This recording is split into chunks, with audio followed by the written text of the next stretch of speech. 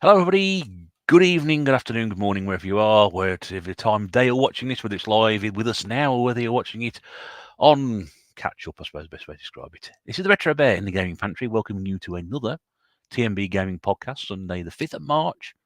It's just gone 8 o'clock here in the UK. Hope you're all well. Hope you've had a good couple of weeks since we last spoke to you. It's been a very busy couple of weeks for people. We've had a local event go on around here, which we'll talk a bit more about during the course of today's broadcast. And this week, we're going to be talking about, three simple words, which you may actually apply to this podcast. Is why do you? Why do you keep doing this? I don't know. I've got nothing else to do on a Sunday evening. That's why you're here, isn't it? You've got nothing else to do either. So we're asking that age-old question, why do you? And we're going to apply it to sort of gaming and collecting and systems and genres and all sorts of different things. So we're going to talk about that a little bit later on, like we usually do. And hopefully, by the time everybody gets here and have had their tea and running around, I thought 8 o'clock's a good time to get this started, and people have eaten and out of the way. No, not tonight. So we've got 4 people coming on, two, me and somebody else here at the moment. So we'll sort of fill some time until then. But hope you'll stay with us for the duration of a couple of hours. Let's go through the chat. There's loads of people in already, which is great. James, Game Zone Birds Rooms here is first. Good man, nice to see you here. Susie, hello Susie. What do you know? The little cool kids say first the worst, second the best. She's in. Pixel Plugs here. Good evening, my friend. Hope you're okay. Nice to see you around. Mike is here. Mally, I think it is. Not I've been saying Malhoy before. I think it's Mally. Mally Club. Good to see you again last weekend, Mike. And I shall see you again in a couple of weeks' time, I'm sure. But yeah, good to see you in person. First time in quite a few months we bumped into each other. Ross is here. Good evening to you. Mrs. Bear's downstairs. Good evening to Dark Wolfheart, who we was on Game Zone Bird Rooms channel earlier on in the week. James is doing a series of interviews talking to other tubers, and we had the pleasure of listening to Dark Wolfheart, aka Phil, talking about his gaming journey. So I haven't seen that before. Go and have a look on Game Zone Bird Rooms channel. Very interesting hour and a half spent there, and it was great to know more about you, Phil. Hopefully, we can get you on here one day and you can come on and talk about a subject close to your heart. It'd be great to have you on as a guest. Here we go. Late as always, I see. Yes, thank you, Al. Yeah, well, look. It's a very tight schedule we run here, and obviously, things happen, don't they? So we were like a minute late. It's not like it's the VHS bootleggers when they turn up 20 minutes late to a stream. The question is, why do you? Yes, well, that's it. I've just explained it. Why do you? Yeah. Why do you game? Why do you sell all your stuff? We're going to do a special about eBay and tax, but we thought that might be a bit too close to the mark for you anyway. Like waiting for a train. Yeah. Duncan's here, not too late. No, good to see you here, Dunk. Now you know why they're always late. Thank you, Al. Danny H, Retro Gaming Master is here. Always one of our regular contributors. Good evening, Danny. Hope you're okay. Scott's here, Glory Hunter. Just got in the bath. Lovely. That's an image that we will now have struggling to get out of our heads for the next 2 hours. Here we go. David, Retro Games Play Badly. Good evening, David. Nice to see you in. Paul's here, the Northerner. Eddie's here as well. Now he's doing some renovation around the games room at the moment, which is why he's not on. But good to see here. Also we got Phil. Yeah, good to see. Good talk to James. It was a very good chat actually, and nice way, nice introduction to James' new series. And yeah, Phil, you'll notice there's a banner going across the bottom there, which is the next dates we've got available for a guest. If you want to drop me a line, there's my email address going through now. Anything that you want to talk about, let me know. And indeed, anybody wants to come on and sit here for a couple of hours and talk about what's passionate in gaming for you, we're very happy to have. Cheers, Mr. Bear. It was a good hour and a half. It was indeed. I'll be up for the eBay one. Yes, I'm sure you would be, Alan. I'm sure you would be. Anyway, so lovely to see so many people in the chat as usual. Great to have you all here, and hopefully you'll stay with us for the duration. Like I said, we'll talk a little bit about other stuff before we get onto the subject. And if you've got any questions or so, hold those over until we start talking about it. I know the last one we did on the N64, we got questions straight away and just sort of jumped into it, which was fantastic. But we shall see anyway. Raw Deal is here. Now, the question I'm asking myself right now is, do I get so aroused at that pic of David behind you? Yes, that one. Yeah, there we go. I'm going to take that down at some point. Now he starts paying fees. Tetley's here. Good evening, mate. Hope you're all right. Love to see you here. I'm getting closer to the full Wii set. No, I'm not. No, I haven't actually. It's still as it was. Close to 700, I think. That's about it, really. Anyway, right. Let's bring in one of our regular panelists. Good to have him back on. And it was a pleasure finally to meet him in person last week. One of the highlights of last Sunday for me, certainly. Anyway, it's my good friend and yours. It's Pete Fighter 2. Good evening, Pete. Good evening, Bear. How's it going? Good evening. Yeah, I'm great, mate. And how are you? Yeah, I'm not too bad. Can't complain. I just want to say sorry at the start of it. I want to say sorry about the backdrop today. There's literally nowhere else I can put that. We're not being sponsored by that particular furniture firm. If anybody's interested, just other furniture firms do exist and are usable. Yes, they are. So you've got some obvious plans for the lad loft. Then I take it. Yeah, just a bit more shelf space and a bit more surface space. I'm going to have a big old Dave Birdsall desk going across there. Oh, right. So you can balance your games and watch them fall over. Stand on my pickups up. Yeah. Have a Stella on the side as well. And yeah. Oh, dear. He's got after a tea, hasn't he? Yeah, that's that's good. Like I said, I mean, it was we had a chance to meet up for the first time last weekend, didn't we? That was yeah, it was brilliant. That was great. Great finally to meet you. And I said to you at the time, didn't I? It's the first thing you say to people when you meet them in person. The first thing you say, bloody hell, you're a lot taller than I thought you were. Because I always see you, because you're always sat down, aren't you? Yeah. Well, yeah. How tall did you think I was? Just out of interest. About my height. Maybe I would say about the same height as me. It's about 5'9", 5'10"-ish. I'm around 6 foot. So, when I first met Sean, I was really surprised how tall he was because I don't know, he's just like a cheeky chappy, isn't he? You just expect him to be about 5'6", 5'7". No, I thought Sean would be well over 6 foot. I really did. Really? I think Claire said the same thing as well. I was like, I thought he'd be taller. And I think and Dave Birdsall as well. I thought Dave would be a lot. I thought Dave would actually be smaller than he was. Don't know why. Yeah. Perhaps people have been sat down all the time. I don't know, but yeah, no, it was fine. I know it was touch and go whether you'd actually make it last week or not. And I was really pleased to finally, after all these years of conversing with you on YouTube and doing these, to finally actually meet you in person. It was a real pleasure, and I wish I could spend more time with you all. Really, that was mine. Yeah, it was. I mean, it was a lot easier to hang out than it was in Doncaster, but Doncaster's got that bar area where you can just. I mean, obviously you're stalling, aren't you? So that was leave that alone. Yeah, but, I mean, it's all about getting Claire's stall up and running last week, really. But at Doncaster, we always have about at least half an hour just sat in the bar, just chatting, and it's like a fixture of the day. But there weren't anywhere really we could do that unless we just wanted to go out and sit in car park for a bit. So yeah, well, that was it. Yeah. It was my first time in an event that wasn't in Doncaster, though. Actually, it was because I didn't really know what to expect. Like, cause I know that Doncaster's a big one, so I wasn't sure how big it was going to be. And it was like when I walked in, it was kind of like, wow, it's tiny, but it was like it was just right. Really, it was just nice.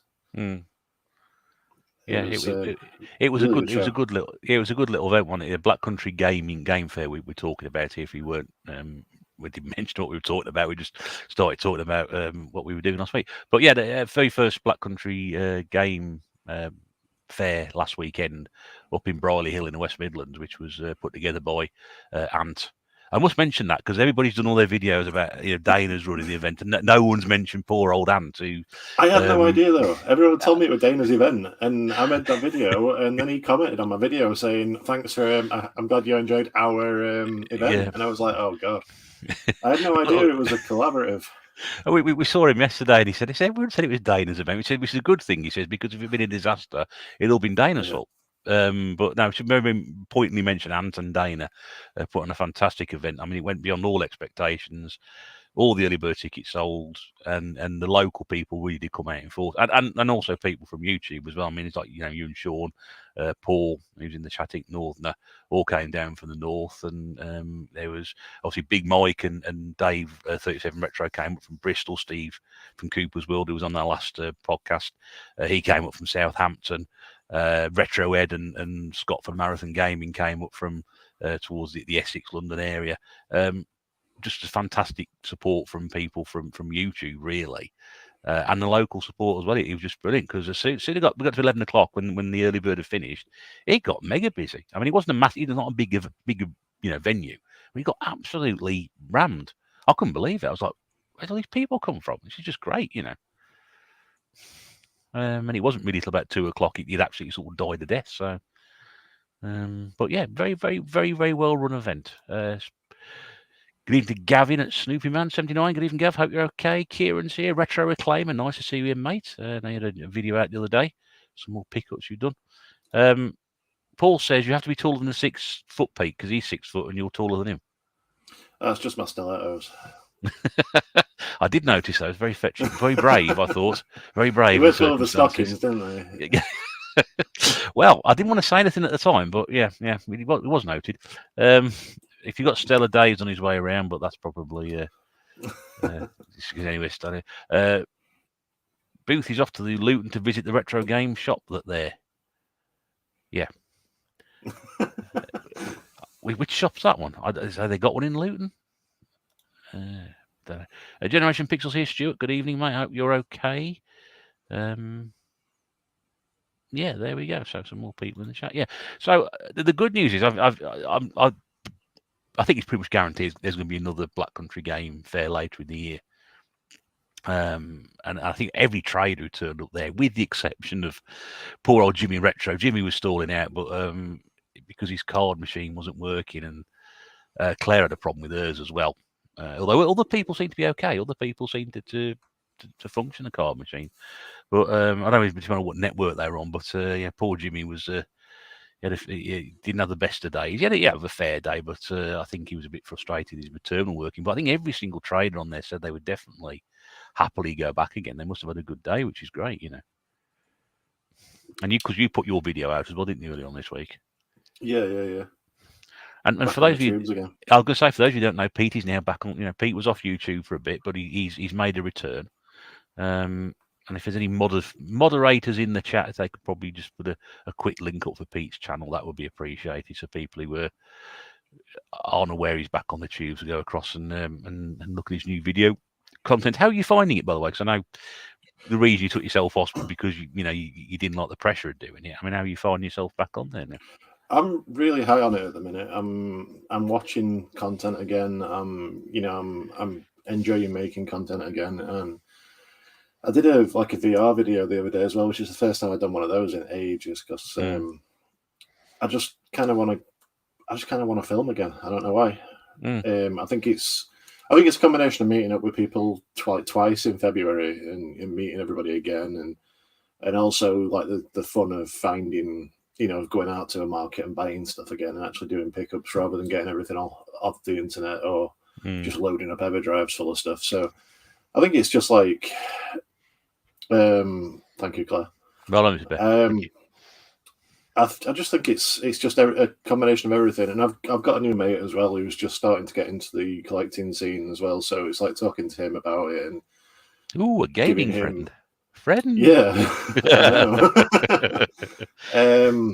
it's just someone I met at work. He's just started working with me, and I told him about it, and he's like just started to get into stuff like that now as well. And it's like giving him my doubles and listening to him like say what he's found in charity shops and stuff. It's kind of just piqued my interest in it again. It's kind of brought I'm living vicariously through him, but then also meeting with people that I knew through YouTube again a couple of times this month.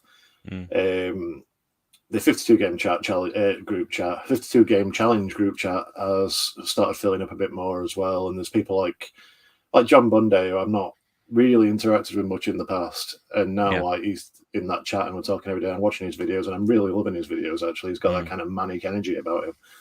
Yeah, so we had John on, didn't we, in the last year? I think it was. So I don't know. I'm just finding a lot more enthusiasm and a bit more, just a bit more joy in it again lately. Yeah. See, That's I don't know good. how long it's going to last for, but Yeah. Well, if it lasts, 6 months or 12 months or 18 months or whatever, yeah, it's probably something we'll cover a bit later on as well, because you've got the enthusiasm for it at the moment. I mean, I must be honest with you, and probably to the delight of many people watching, I haven't got the enthusiasm for it at the moment. Don't know what it is. It's just you know, I can get myself, sort of motivated to do something like this, but to sort of sit down and do a video now, it's like, I'm really struggling. Not that I've got much, I just haven't got nothing to do or show off, because I have. There's all this stuff on the wall here that could do with playing and being shown yeah. off and talked about. But in terms of actually picking stuff up, it's very, very little, very, very little. I mean, I didn't get anything at the event last Sunday, nothing at all. And even yesterday, just going out, didn't. Well, we went round CEX, but I really didn't look at any games. I sort of went in to see if they got any 3Ds for Mrs. Bear's Blu-ray collection. Very, very quick scan through the games, and that was it. I think that's one of the issues that I had as well with like game hunting and stuff, is the fact that I could, I'd go in to see, so I'd go into a game shop and I'd come out with nothing. And at first I was coming out with something, even if it was just like 50p garbage, that I might have a quick go on at some point and at least get 50p's worth of pleasure out of. It's got to the point where I can go into CEX, especially like stuff like CEX, where they don't really go any earlier than the PS2 much. And I'm going in there and I'm looking at the shelves and I've got everything that's worth getting. And I'm not trying to work to like a full set like you are with the Wii stuff. I'm not really trying to work towards a full set of anything. I'm just looking for stuff that I would play. So, and I can't find anything now. It's the more you get, the less there is out there. So that is kind of what put me off before as well. But I don't know. Yeah, I'm just enjoying it again now. Which is the important thing. Yeah, while it lasts, I just want to make the most of it and try and keep enjoying it. They always say, if you stop enjoying doing something, stop doing it. And when it doesn't become fun anymore, stop doing it. And you said at the time when you took yourself off, it's just the pressure of having to keep up with doing them, and you just felt it was, and I said at the time, "Hell, I'm going to do that anymore. Thank goodness for that." It's like all the weight had sort of gone from you, and you're like, "I'm going to pressure doing that anymore." Now. Yeah. And now at the moment, you're riding that crest of like, I want to do this again. One of the things I'm trying to do now as well is not edit as much, because I mean my videos were by no means professional, but I when I'm concentrating, I have a bit of a stammer, and the only way to stop that is to stop talking for a bit, think, and then start again. So there's a lot of ums and ahs, a lot of like silences and stuff, and that I was constantly having to try and edit out of my videos, and I'm trying not to do that now. I'm trying to sort of talk more without thinking rather than like think about what I'm saying, which has worked to sort of varying degrees of success. I'm doing okay now with it, for example, but like I did a 52 game challenge video, and in my eyes it was absolute garbage because I just had no direction of what I was talking about. So I don't know. I'm trying to do things like that so I don't have to edit as much, and that takes a lot. That takes a lot of the time I was doing before was taking editing. It was editing and stuff. So I'm taking that away, still getting more free time and things, but I don't know. We'll see how it goes. At the minute, I'm enjoying editing as well, though, so I'm still. Yeah. So yeah, I don't know. I'm just having a positive time at the minute. Nothing wrong with that, mate. Nothing wrong with that at all. Well, if people go across and have a look at your channel, hopefully they'll leave some comments, enjoy what you do, and hopefully we'll see some more videos from you. Don't feel compelled to watch my videos, by the way. I'm never in it for like to get as many subs as possible or anything. No, I mainly just. Well, I'm going to sit here and shout your channel out, and that's what I do. So, and part of what we do is we support each other in this little this podcast little group that we have. So that's what we do. You mentioned the VR. Yeah, Phil mentions that the VR is a lot of fun, which is good. David didn't know you're back on the tubes, so he's going to have a look at your channel later. Good news for his fan good news for the fan. This particular channel, Vernon from the Wig Boutique, and also Insomniacs. Al's got loads of videos scheduled coming up, so if you you really, really are short of something to do, yeah, if you want. Also, really good of Al to hijack my shout out to plug his own channel. Never one to miss an opportunity, is Al. But Yeah. no, I'm joking. We do take the mick with Al, but no, he's putting some good content out there. So we're going across and have a look at that. Kieran says, I find myself going through similar phases as you both. I think the main reason is it is time consuming, and while it is fun, we also like to do other stuff, and you kind of fall out of rhythm, which is it's pretty much like it is really. Bad news for Rob, because he's going to be doing all Al's thumbnails for him. Which is what David says, what editing? Phil says, I keep tricking on my words, but I haven't got the patience to edit. I said to you the chat the other night, Phil, when James was interviewing you, I said, just YouTube's make me what it is, rough and ready. If it's too slick, it's the wrong way to do it. It just needs to be natural. And I'm forever sort of fluffing stuff, and I'll leave it in. It's much more fun to do it that way. It's more natural. You want to see the state of your shorts, Al? I think Al's threatening to do some more shorts. There we go. Right, let's bring one of our other panelists in to be sitting very patiently, and I've not been ignoring him. We just throws a conversation. See, there you go. And I'd have cut that out of a video, wouldn't I, usually? But anyway, it's a very good evening to Rob Gernaldino Plays. Hello, mate. How are you? Hello, I'm all right, thanks. You all right? Yes, I'm fine. Sorry to keep you waiting so long, but we were in the midst of a conversation. No, I was enjoying listening. It's fine. It's fine. It's yeah, good. That's good. I see you got your roller core stickers there. No, that's the roller core. That's Hidden Chess Gaming. Is it? Oh yeah, sorry. Yeah, I say yeah. I got the roller core sticker on the right and the Hidden Chess on the left. Oh no, I've got me. I see. Apparently, it glows in the dark, doesn't it? Oh, it should do. He says that. Oh. I've not heard that. So. What do you want a glow in the dark sticker for anyway? Don't know. Yeah. It does. There you go. It does. There we go. It does work. There you go. Live testing. It does work. Start my short, Dana. Thank you. There's a video series in that somewhere. I'm pretty sure of it. But it's the man himself is here. When was YouTube fun? He says. There we go. Al says, Rob, instead of doing his podcast, you could be doing his thumbnails. Disgraceful behaviour. It is really, isn't it? It is. Editing is the fun part of making videos. Really? Nah, disagree. God. If your name's Francis Ford Coppola, yes, but I don't see I didn't see any fun in that at all, really. Somebody's making them, then you go, oh, now I've got to edit it. Yeah. That's what I do. It's why I don't do it. It's like I'm gonna sit here and it's bad enough trying to stick a graphic on it, let alone do some editing. Philip Kears is here. Good evening, Phil. Hope you're okay. Nice to see you in again. Right, so Rob, what have you been up to? Anything exciting since we last spoke to you? Well, I'm still popping one achievement in many different games. I know we talked about that, didn't we? So hopefully we'll do another video later. I thought I better count how many different ones I've done since the turn of the year, and I started the challenge. 228 different games. I've popped one achievement in now. Good grief! Yeah, 228 was today. I sort of wrote down landmark games, sort of like what was the 50th one I did, and sort of things like that. So might be fun things to mention in my video. Game 50 was BioShock Infinite. Game 100 was Cursed Crusade. Game 150 was Dynasty Warriors Gundam 2. And game 200 was The Godfather. Which, by the way, is an awful GTA clone. Not really enjoyed that at all.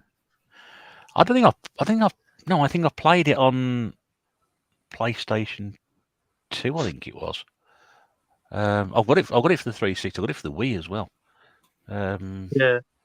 No, it's been a fun thing to do because I've sort of found things like perhaps I wouldn't have played as soon as I have played and thought, right, that's one I'm going to be going back to and things like that. And yeah, you play some weird stuff. Like just this week, I finally played a handball game and I played 2 in the space of a week after never playing one in my whole life. Are they any good? I mean, one was good for a handball game, I guess, and one was fucking awful for a handball game. But there you go. I mean, handball is one of those sports you see occasionally on the telly when the Olympics is on. Well, it used to be anyway. Yeah. I think it was certainly in London in 2012 anyway, because they built that. Was it the Copper Box, wasn't it? I think it was down on the Olympic Park or something. They built one specially for it, but you don't see it otherwise. So to have like handball video games is crazy. I mean, a couple of things I've enjoyed on the way that I didn't expect to. Played Diablo 3 and ended up playing that for 4 hours, even though I got an achievement after about 2.5. That was a long one to get a first achievement in. Just really enjoyed it. Another game I played called Dark, which I knew nothing about. It's basically it's a stealth game where you play as a vampire, and it's cel shaded. And I'm not a big fan of stealth games, so this one really caught me by surprise. That I kind of enjoyed it. But I must admit, I really do like cel shaded games. I just love the way they look. And as if by magic, I might have got it ready to hand as well. But yeah, magic dark appears. Totally didn't expect to enjoy it. So it's a stealth game we play as a vampire, and as I say, I got an achievement in it for doing the tutorial, and then ended up playing it for about 6 hours, and I was just like, oh, that's set me back on my little challenge to get one in each game. But honestly, I want to motor through one in each game so I can actually go back to then start to sink in some time in it and playing them all and going towards the 100,000. Because obviously the first update video I did was over an hour long as well. So because I had to talk about 120 something games, and I've already got to talk about nearly 50 already, and we're not even a week into March. So, but yeah. Do you know what the interesting thing is? The only people who don't find that game stealth are actually vampires. Because they'll sit around each other talking. What's it like? Oh, it's just like normal life, nothing like it should be. Yeah, I can't imagine they just go running out going, do they, I've never come across one before, so I don't know. Maybe if any vampires are watching, like to comment and let us know what goes on. That'd be great. Al said after watching your 360 update, he spent 2 days playing Disney Sing It, or that's his excuse and he's sticking to it. I don't know. Yeah. I'll go with the excuse. I've never heard Al sing, so I'm not sure he'd be any good or not. Well, I did spend a bit of time playing Dance Revolution. Not with the map. I haven't got a dance map. I did it with the joypad. I kind of like music and rhythm games, so I kind of ended up enjoying that. I was like, I've got a couple of achievements. I might as well go for the play 10 songs. I might as well do play 20, and then, 3 hours had gone, and it was time to go to bed. So the DDR games are really good, actually, with the joypad. It's just playing them with Matt is too much like actual physical work. Yeah, I agree with you there, mate. Serious danger of breaking sweat, and I'm allergic to sweat. Makes me awful and flustered. David says, Al, do you ever actually play fun games? Disney Sing It doesn't sound like an awful lot of fun. Danny H says, handball is on regularly. It's called the Premier League. Has anybody checked on Martin, by the way? Is he all right? Anybody know? Well, you all right? I'm fine. Okay. I was watching a film, so I'm all right. Man, don't worry about me. I'm fine. I'm about as casual as it gets, but poor Martin. I was probably worried about that. You put Sky Sports 1 on, mate. There was a right horror show on there. I was watching Tom Hanks in A Man Called Otto. It's very good, actually. Very good. Very good indeed. I'm going to spend Sunday afternoon. Disney games are great, says Al. Philip says, the only stealth action video games I've played are Metal Gear Solid and Siphon Filter. There's loads of Hitman, I suppose, a stealth game, isn't it? Yeah. Siphon Filter is like stealth in like the loosest way. You can quite easily play Siphon Filter. Apart from one level where you have to like infiltrate a party, you can quite easily play Siphon Filter just without taking your hand off the trigger. It's run and gun, a lot of it. Other Phil says Godfather wasn't great, Mafia was better. That was in responses to comments earlier. Or Martin update for you, because obviously Martin isn't here tonight. Gordon's here as well. Good evening, Gordon. Martin said he's fine. He's beating up ladies of the night on Grand Theft Auto, so I think he's going to be all right. He'll get over it. Al's gone. Good evening. Goodbye, Al. Thanks for popping in. Let me listen to this back later on. Right, so we're still waiting one person to turn up. So, but I think we can sort of crack on with what we're talking about tonight, which is the subject of why do you? And it's a bit of a generic thing, but I think it's sort of like questions that we all ask ourselves at some point. We pretty much started the conversation already when me and Pete started off. Is, for example, why do you do YouTube? Pete gave a very, very good example as to why he's back doing it and why he stopped doing it and whatever. So, really sort of kicking things off, really, to sort of say, at this time in your life, why do you still game? What do you get from gaming? So, I'll start with you, Pete, and I'll come to Rob. I'll come back to myself, and hopefully by the time we've done that, we should get our friend arrived. So, question to you first of all is why do you game? Why do I game? So, how far are we going back? Is it life story time or? Well, no, you know what enjoyment do you get? Why do you still do it after all these years? Not so much how you got into it. Why do you still, at our, well, in my case, more advanced period of time than you guys, but after all these years, why are you still gaming? What still holds you on to doing it? It's escapism. It's the same reason some people sit and watch TV all day. It's the same reason some people read it. For me, I mostly play story-driven games, and it's just a way of just like experiencing a story. But like how some people consume a film, that's how I consume a game. It's just a bit longer, and I have to do something with my thumbs. Pardon? I don't like crowds, so I don't like to go out drinking in bars and clubs and stuff. I don't do like sport or anything, so even though I live like a stone's throw away from a football ground, I don't like to go and watch football. So it's just my decompression, really. It's and the way how I take in media is by games. It's my favourite thing to do, and it's my favourite thing to talk about. But I suppose back in the day, it was probably mostly because I wasn't allowed a bike.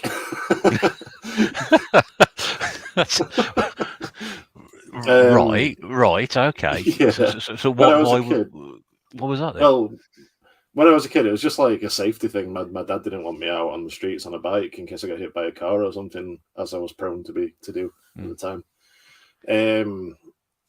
So like my friends would be out riding bikes and stuff, so I'd just sit and play on the Amiga or something until they were done riding bikes. It got to when I was about 12, 13, and my dad was like, "Come on, we're gonna go and get you a bike." And I'm like, "I don't know how to ride a bike." Yeah, I don't want one, thank you. I'd rather be a kid without a bike than the kid learning how to ride a bike at 13. But it's like the polar opposite of what other people, the whole, point of video games was, parents were concerned, they still are now to this day, that people spend too much time sitting in front of a screen or a TV or whatever playing games, and they should be getting out and doing more exercise. Yeah, you're always slightly the other way around. It's like, no, we don't want you to ride the bike. Here, have this video game system and play that. It's like, what? No, it wasn't exactly like that. It was just like I'd be out with my friends. We'd go out on like walks and stuff, and I'd be playing with toys and things, or like playing in the garden and stuff. But it was like when they decided they were going to go on a bike ride, I'd be like, "Okay, see you later. I'm going to play cannon fodder," or something like that. So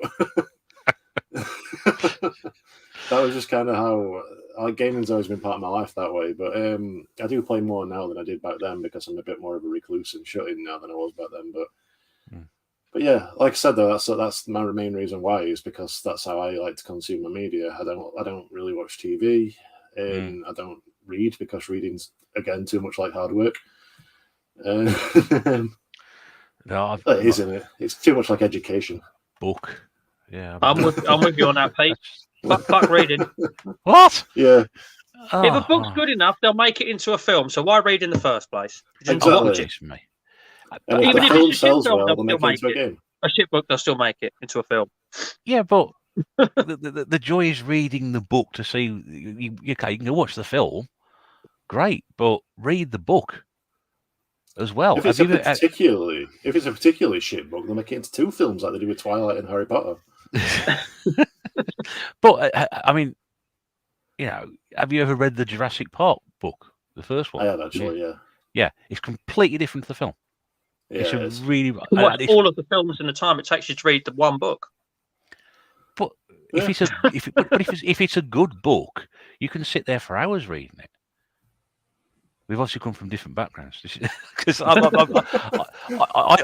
used to, if one thing, if anything, I don't read enough now. I used to read loads when I was younger.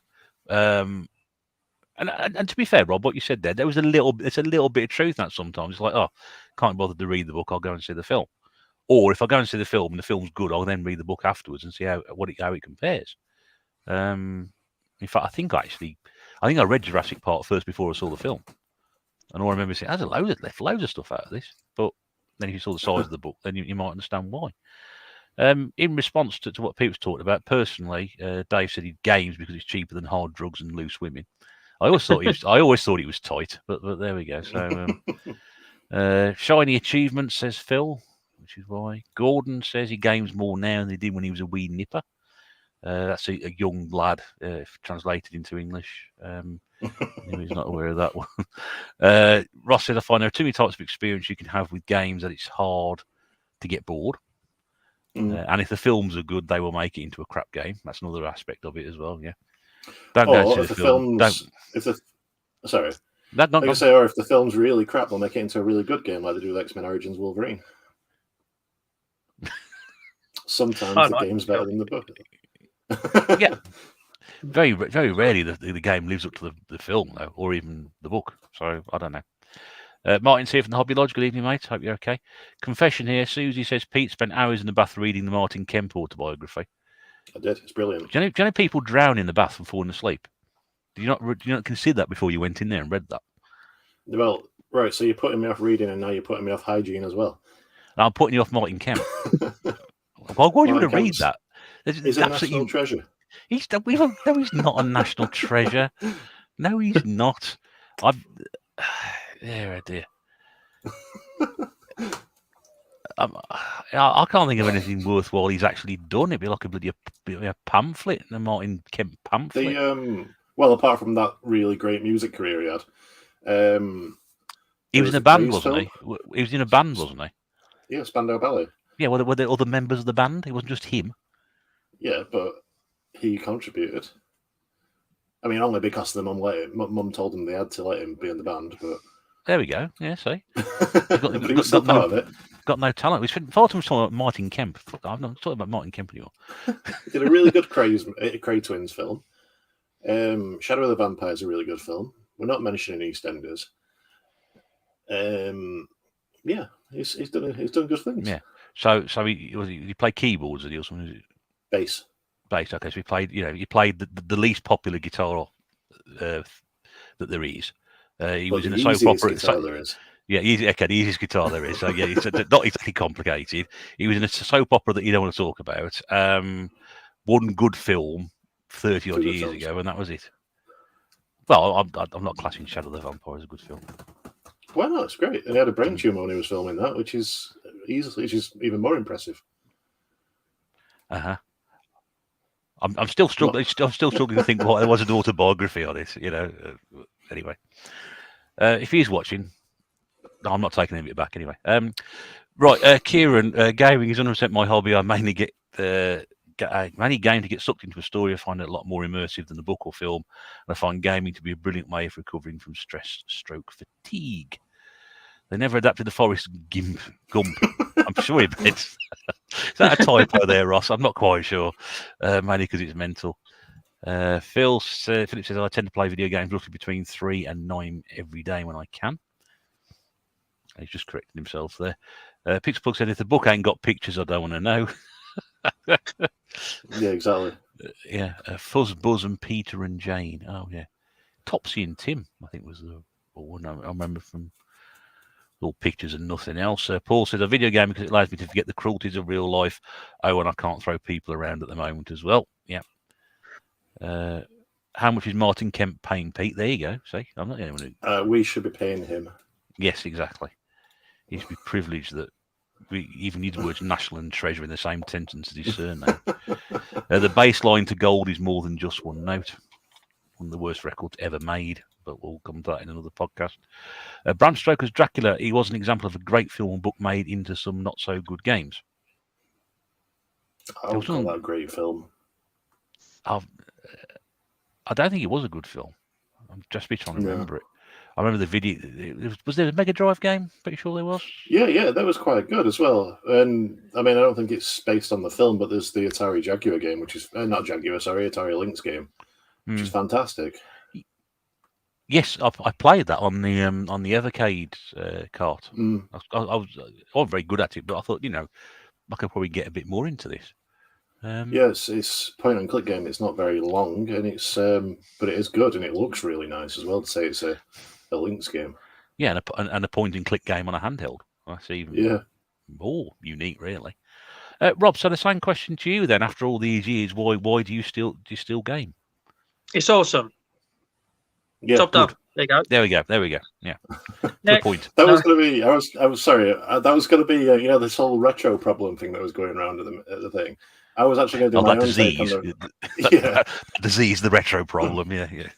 That I was going to do my own take on that, which was just going to be like a 10-second long video of just me going, "There isn't a problem. It's fantastic," and that it. I remember when you did your 50 subscribers video and you spent thanks, and that was it.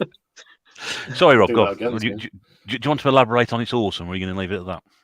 No. Well, to be honest with you, it is, isn't it? It's just going to say it probably is. It's my main hobby now.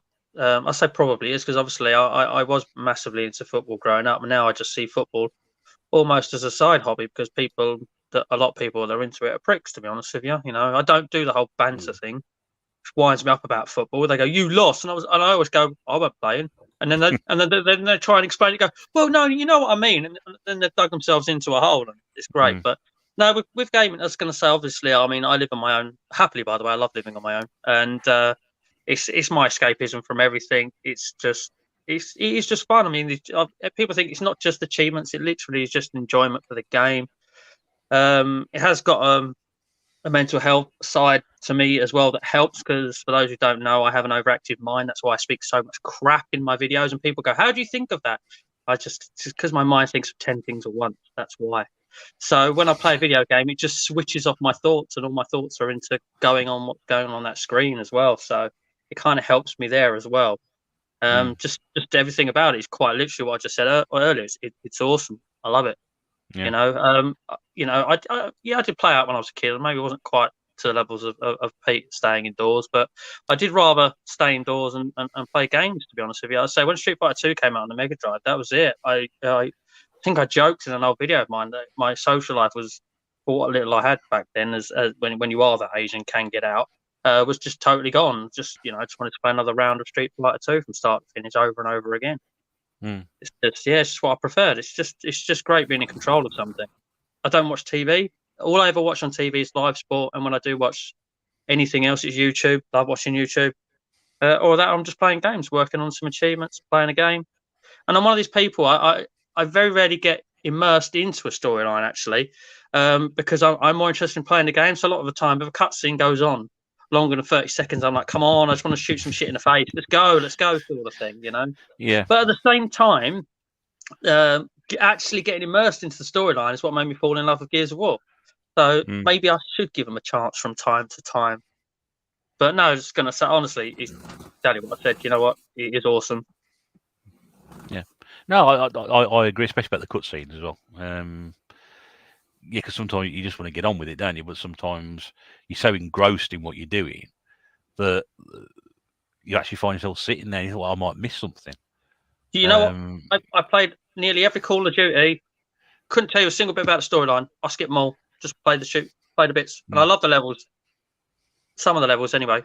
Obviously, all gillied up and things like that. Totally agree with people. Great levels in video gaming, potentially up there with them. But yeah, I couldn't tell you the storyline of any Call of Duty game because I've just skipped past them and I get on with the levels and I enjoy playing the levels. Well, until they got too futuristic bollocks, but the earlier stuff was fantastic. I think it's got to be depending how much I'm enjoying the game. If I'm really enjoying the game and seriously getting into it, I will sit there and watch cutscenes. If I'm not enjoying it, I just want to get on with it, like you said. Just move through and just crack on without needing to. But then you think I might miss something. So it's one of those. Just I know it's Pete's just to take his jumper off. I thought he was going to wear a Martin Kemp T-shirt under that. But, if I had one, I would. I kind of think the old sort of lack of story cutscene thing is obviously arcing back to my arcade love and where I started and history there, because I love arcade games because you're into the action and you're on with it. You know, one fight's over, you're on to the next one. One level's over, you're on to the next one. You know, you do a race, bump, next one, if there is a next one, sort of thing. You know, I love the arcades. They were probably hugely massive. Well, no, not probably about it. They are hugely massive as to why I am where I am now with gaming. Just the buzz of going to the arcades as a kid. Just absolutely loved it. Never left me. And the more they brought that home, the more I was sold. Yeah. Okay, lovely.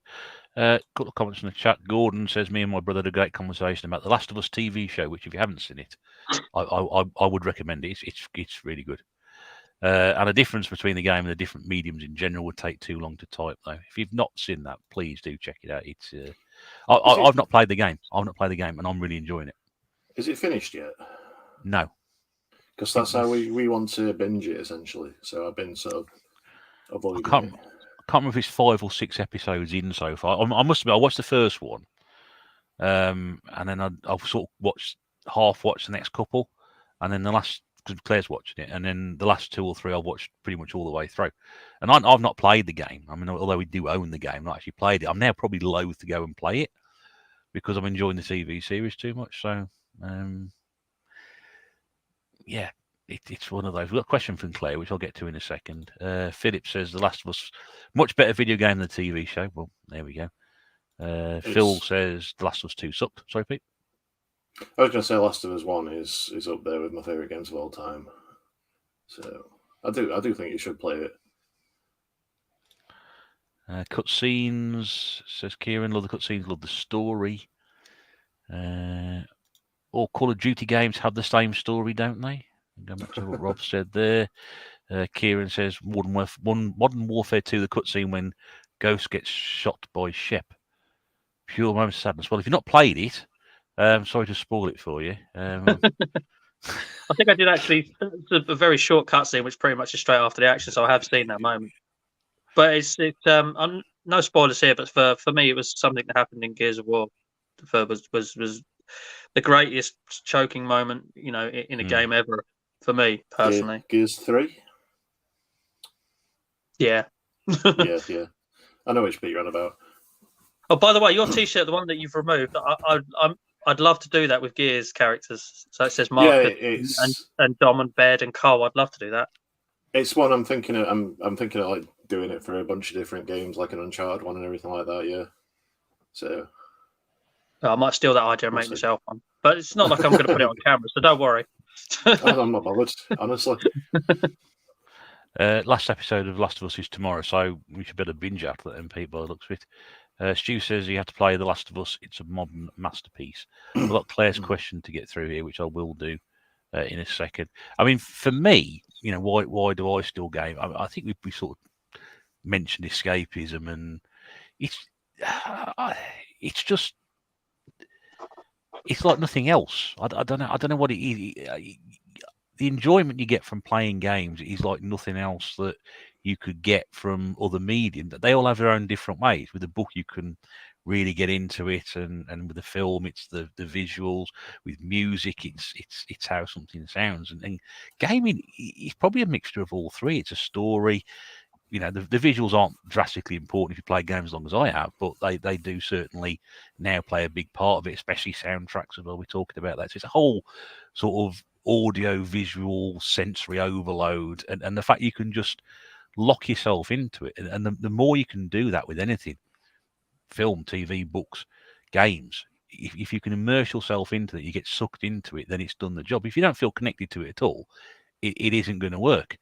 And, you know, every now and again, you'll find a game or a series of games that will just take you in. And it's why people play these, you know, some of these games like got 50, 60 hour gameplays, because people will sit down and they will get into it and they will just focus on doing that and nothing else until they've finished it. You know, you've got a game, so 60 hours worth of gameplay and it's terrible. You're not going to put more than an hour into it. So for me, the reason I still do it is because you come across these games every now and again that just will surprise you and grab hold of you. And I've done it before. You know, I've raced home from work many, many years ago because I started playing a game the night before, and all I could think about all day at work was I want to get home tonight and pick it up again and play it. It just grabs you in strange ways like that. Anyway, the cyber leader has turned up, so we better bring him in. Good evening, Sean. Evening, lads. Better late than never, I suppose. But No, that's okay. Well, we were obviously discussing, weren't we, about 7:30. We were running a bit late, so it's good. Good to have you with us anyway, mate. Hope you're Thank okay. you, mate. Yes, I'm good. Did you enjoy mate, yourself? thanks. Enjoy yourself last week? Oh, it was fantastic, mate. Yeah, really enjoyed it. It was a really good event, and I think it exceeded everybody's expectations by the sound of it, and good because it was nice to see it, nice and busy, and even though it was busy, like Pete said, you still were able to maneuver around, talk to people, and it was just great. Loved it. So yeah. And I got to talk to quite a few people as well. There were quite a few tubers there, weren't there? That's right. Yeah. That was one of the great things about it. And as you may have not seen it earlier, but I said earlier about it. And one of the downsides to me was I couldn't spend enough time with everybody getting around talking. So hopefully, so I had other commitments that day. But I think it was just a great day out. Really was. It was. Yeah. Right. We have a question from Claire, which is, why do you arrange things on shelves the way you arrange things on shelves? As in, do you do the or Disney's? Oh dear. Or alphabetical, as David says, quoting the Mandalorian, this is the way. So from my point of view, it's got to be alphabetical, and it's got to have, so all the the's are in the T section. And it's what's on the spine, isn't it, Sean? It's what's on the spine. Exactly, mate. Yeah, that's my thinking as well. Yeah, so if it says Disney's the, it comes under D for Disney. Yeah. Fucking Get ready for it. Am I guessing there's a 50-50 split? Sort of this side of the room down here is on the alphabetical side of it, and you two are sort of on the other side. Pete, start. Do you know what I started off like that because I felt like it should begin. It is the first letter. Then I realised when I wanted to play a game that began with the letter the, it was then another entire mission to find the game again. And every time you go on CX's listing and you put in the word the, it doesn't. The word the is at the end after a comma. So for me, I always say to people, there is no right answer. There's no wrong answer. It's the way you do it to find the game easier. So I have jumped the queue here, but it is for me. It's about ease of finding the game. So if you want to put, I don't know, Spider-Man under Marvel Spider-Man, because I know that's another one that does it in the PS4. Then fine, do it like that. But for me, if I wanted to play that game, I would think it's called Spider-Man. I would look for the S's, so I'd go to the S's.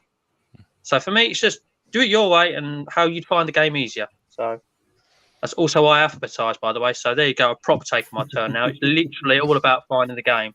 If they're all jumbled up and I wanted to play a game, then it's harder to find, isn't it?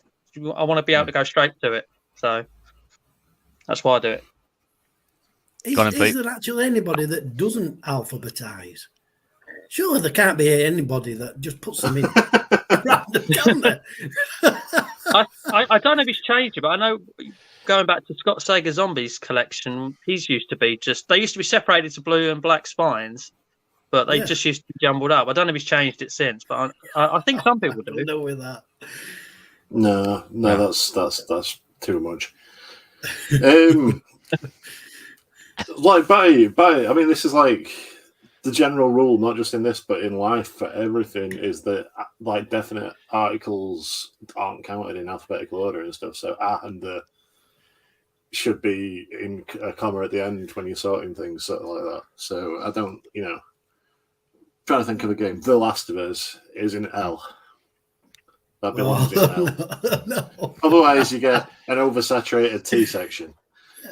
Thank you. But you have a you have a subsection to the T section. You have all the other games being with T. This isn't just me though. This is like the general rule. This is like the law of like the English language, is that A and D don't count when it comes to categorization. But I'm a bit of a hypocrite with the Disney thing, because the Disney games for me, I do ignore the Disney bit. Like, the one that really gets me is Disney's action game featuring Hercules, because I want to put that under H for Hercules. but I had it under D for Disney's action game because that's the name of the game. But stuff like Disney's whatever, I will have like The Little Mermaid or something. It'll be under L. I do ignore the Disney bit, but like Rob says, with the Marvel games, I've got like Marvel Guardians of the Galaxy, Marvel Spider-Man, Marvel Avengers under N. I don't know why. It just worked for me. See, if you had all the Disney games under D, they'd all be together, wouldn't they? So I want to play a Disney game, they're all there. Yeah, because on that like really frequent occasion that I want to play a Disney game, I want to make it as easy to find them as possible. I tell you something. You walk into CEX and it's all over the place. They don't like you when you start moving their stuff around. You know, I've been regularly asked to leave many CXs over the years saying, "Stop moving our stock around. You've got the wrong system. Get out." Go on. I wanted to do that at Doncaster when I went to Console Passion because they've got they always have like these big wooden shelves up because they're always at the side of the same bit. And I went in there to look for light gun games this time, and it wasn't in alphabetical order, but it wasn't like just not in alphabetical order. It was like frustratingly not in alphabetical order. Like they'd have like the A's, B's, C's, D's, E's, F's, and then it'll go to like L. And then like M, N, O, and then back to like B again for some reason. It was like that, and it was really, really frustrating. I wanted to just like turf them all out and redo the shelves for them. It's terrible because I walk into some places and look at the shelves and think, I just want to move that over there and put that one there, and then just move that one around there, and then that should be there. and then before you start doing it, you think, stop doing it, you know. It was obvious with that they'd started doing it and just like got so far and just thought, oh fuck this. And just lobbed the whole thing on. So that was a rather impromptu. Why do we alphabetize the way we do? That's what to do. You've got to have it alphabetized though, because you need to know. You need to find where your games are, regardless of how you do it. You need to know where the games are when you want to play them. You do. I agree. And it's simple because you'll never find anything otherwise, would you? No. I mean, I'm just going to point that out, Rob, because I can see that Mega Bomberman for some reason is in front of the Lion King.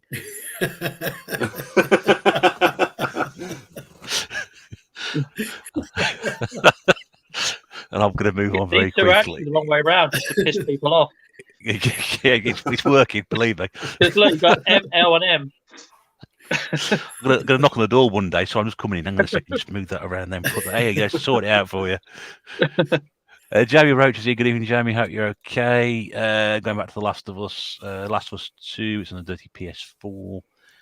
Going back to Welby Game, Jamie says, great question. Games to me are escape from the real world. Currently playing Assassin's Creed Odyssey, and you just forget everything while playing. That's exactly what it is. It's a beautiful game as well. Yeah, it is a very good looking game, that one. David says, good luck about the Black Country event. Hopefully next time. Yeah, I'm sure we'll be doing that one. The night has gotten better. I stepped away and came back from the old man being here Sunday night. Is perfect now. He's referring to you there, Sean, I think. I think it is. What in the case of sequels? I always go alphabetically, but then it makes caveats. To sequels, example, Tomb Raider, Rise of the Tomb Raider. I hate that. That really frustrates me. That Tomb Raider series particularly annoys me. It is annoying. It's like you got all the. It's what's the other one that used to really annoy me? It's something very, very similar, but I do agree with that completely because you really want all the games together, don't you? But you can't because you've got to have the right system. The worst thing about that as well is I'm like a predominantly PlayStation gamer, so I'd bought Tomb Raider on the PS4, well, on the PS3 originally, but then I'd rebought it on the PS4. I don't know what that was. No, me neither. Pong, wasn't it? So we're playing Pong. So I've got Tomb Raider on the PS4. Then Rise of the Tomb Raider was for a time Xbox exclusive. So I've got Tomb Raider under T on the PS4, Rise of the Tomb Raider under R on the Xbox, and then Shadow of the Tomb Raider under S on the PS4 again. And it annoys me so much. It plays on the OCD, doesn't it? It does. Scott says, got the chime in here alphabetically, definitely, but the doesn't count. Exactly. Yeah. Paul says, just throw your games on the shelf. Who needs order? Let the world burn. Phil says, all random for me. What? No. Wow. Gordon also doesn't alphabetize as well. God. You could go proper random and mix your consoles up as well as your alphabetizing. For a short time when I lived at my mum's house, I had my games in alphabetical order, regardless of system, on my shelf, and I thought that was going to be a great idea. And it was up there for like a couple of days, and I had to change it. It just messed with me too much. I think Pixel Plug's banging his head against the brick wall. This is the problem with retro. I can't do it. Danny says, amazed me how many games begin with the or super. I'd add the word Lego to that as well. That's quite a big one. Only on Stuart says, Nintendo, Super. what's that, sorry? Yeah. Only on Nintendo, isn't it, Super? Super this, Super that. Oh, yeah. Yeah. There's a fair few megas, though. There's a fair few megas on the Mega Drive. Yeah. Mega games. Mega Bomberman, Mega Turrican. I thought about alphabetically arranging my whole collection, says Stu, and not by system, but all systems together alphabetically. My missus said she'd kick me out if I did, though. That's a big song. That's what I did when I lived at my mum's, and my brain couldn't handle it after a bit. Philip says, I store The Last of Us as a T, Lego Games as an L, and Marvel Avengers and Marvel Spider-Man as M. That's about right. I think I'll be happy with that. Duncan said, alphabet is only a problem if you have more than one game. I don't think somehow we're going to experience that problem there. It's one of those, isn't it? Going back there, Danny says games are the ultimate stress relief, which I think we touched on earlier. Annoying is Final Fantasy 13, Final Fantasy 13-2, says Mike. Yep. Although you'd have them one after each other, wouldn't you? 13, 13-2, 13-3. Then Lighting returns Final Fantasy. That's really annoying. Don't buy them. That's what I would do. Yeah. The Final Fantasy 13 games are terrible. David Retrogram played badly. Ollie and Lissa 1, Halloween, Ollie and Lissa 3. Every time I look at the shelf, it makes me scream. Yeah. Yeah. That nearly rhymes, actually. Yeah. Ollie and Lissa 1, Halloween, Ollie and Lissa 3. Every time I look at the shelf, it makes me scream. It's the it's like the ones that don't have numbers and they have subtitles instead, like Splinter Cell. I mean, for a start, do you put Tom Clancy's Splinter Cell or just Splinter Cell? But then you've got like Splinter Cell Chaos Theory, Splinter Cell Pandora Tomorrow, Splinter Cell whatever. But they're all under Tom Clancy for me. It's Tom Clancy's Splinter Cell, so it starts with T. So they are to me because they're almost a genre. Yeah. Yeah, but then there's people who say they want all the Tom Clancy games together, but then the Sum of All Fears doesn't have Tom Clancy at the start of it, but it is still a Tom Clancy game. So where do you put that? Do you put that under Tom Clancy? Do you put it under the, or do you put it under S? But then it's not Tom Clancy games. Point, wherever you're going to find it easiest. There you go. Simply it. Well, I take Ghost Storm is under G on the PlayStation 2, but all of the Tom Clancy games are under T. They've got Tom Clancy. Apart from, I think Splinter Cell's got. Is it just called Splinter Cell? No. I'm going to get down. No. Sorry, we're not going to sit here spending all the time looking at the shelves. Steve says, I think he's addressing you here, Rob, as the hand. Please reorder those Mega Drive games. The black, white, and blue spines are all grouped. Thank you. Well, if you're not going to address me by my name, definitely not. But at the same time, no, it's got to be in alphabetical order. Simple, isn't it? Tom Clancy, Rainbow Six Vegas. Yeah. Right, so we've got on that one. Why? So we've done why we game. We talked about why we put stuff on shelves in particular orders. We've done that to death now. It's been one of our subjects over the years. It's really sort of cropped up. Why do we collect? Now I'm approaching this one from, if you now we're older, we have jobs, we have more disposable income, technically speaking. We just go and buy as much as we can do. We don't think twice about dropping 30, 40 quid on the game, whereas when we were younger, it was a practical impossibility. Or we go out and buy a number of games for a few quid each and come back with a big stack of all sorts of different things. So why do we feel the need to construct rooms like this, or have, in my good friend's case, a lockup where you put all your stuff into it? Why do we do that, Pete? Why do you do it? Well, I don't particularly collect now, really, because like I said, I've got. I said earlier, I've got everything that's within my price range pretty much now. It's like the other day I wanted a new system, and Susie's given me carte blanche to buy a new system, and I couldn't find one that I could afford and didn't have.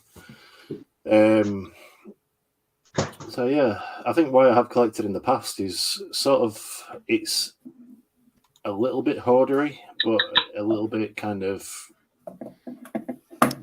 I want these things, and then once I fixate on it, I have to have it. It kind of, I know people have to for various different reasons, but it kind of frustrates me when people get rid of their collections, because for me, it's like everything I've got is because I want to have that forever, sort of thing.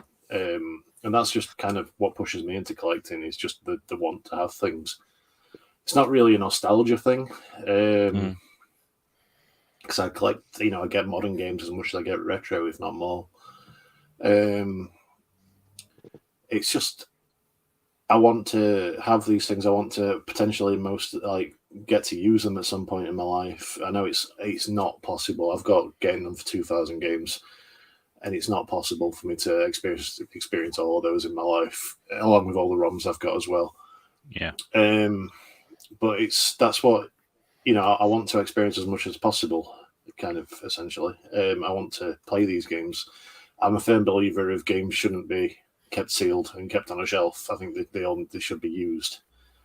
And that's just my aim in collecting, is to just play as many games as I can. Time doesn't always work on my side for that. But, it's a goal. It really is.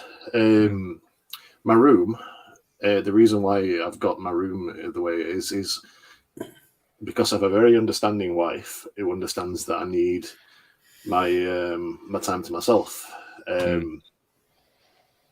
Before, when I lived in the flat, before the world went to shit in 2020, she'd be at work and I'd have a day off in the week, where I'd just rattle around the flat by myself for a day a week, and that was fine. Now she works from home, so I'm never in the house on my own. So this is kind of like a little fortress of solitude, where I can come up here on my Mondays when I'm off work and she's working. I can come here and have my alone time and decompress and stuff. And it's nice to have a partner that's very understanding of that. So it's just my my own space to sort of decorate how I want and do what I want in. And yeah, it's like I said, it's my fortress of solitude. It's where I come to unwind. And it's basically like back when I was a teenager and I had my own bedroom. It's my space. It's my safe space. Okay. Just want to say, Tarata Phil is going to go, but thanks for coming in, Phil. And do drop me a line about coming on. It'd be nice to have you on here as well. Very quickly say hello to Dave as well. 37 Retro. Looking at the back of a Spectrum game box is pure nostalgia for me. Got to have the real thing. I mean, from my point of view, as Pete touched on there quite clearly, it's great that if you have a partner who understands your interest in this particular hobby that we have, and it is a hobby. I won't call it anything else. It is a hobby. It does help. And Claire has been incredibly supportive and incredibly understanding about it all. And, she enjoys playing games as well, which I think also helps. A lot of partners I know, or I've heard people say that their other half is interested and plays games at the same time, which is fantastic. You can share the hobby and interest. And like what you said, Pete, there, it is very much a safe space. It's a happy space. It's somewhere you can go and be happy. In fact, Claire insists I spend as much time up here as possible. I'm not sure there's a problem there, but that's what she keeps saying. Why are you making videos tonight? Go and play some games and be clear off. It's like, I don't mind.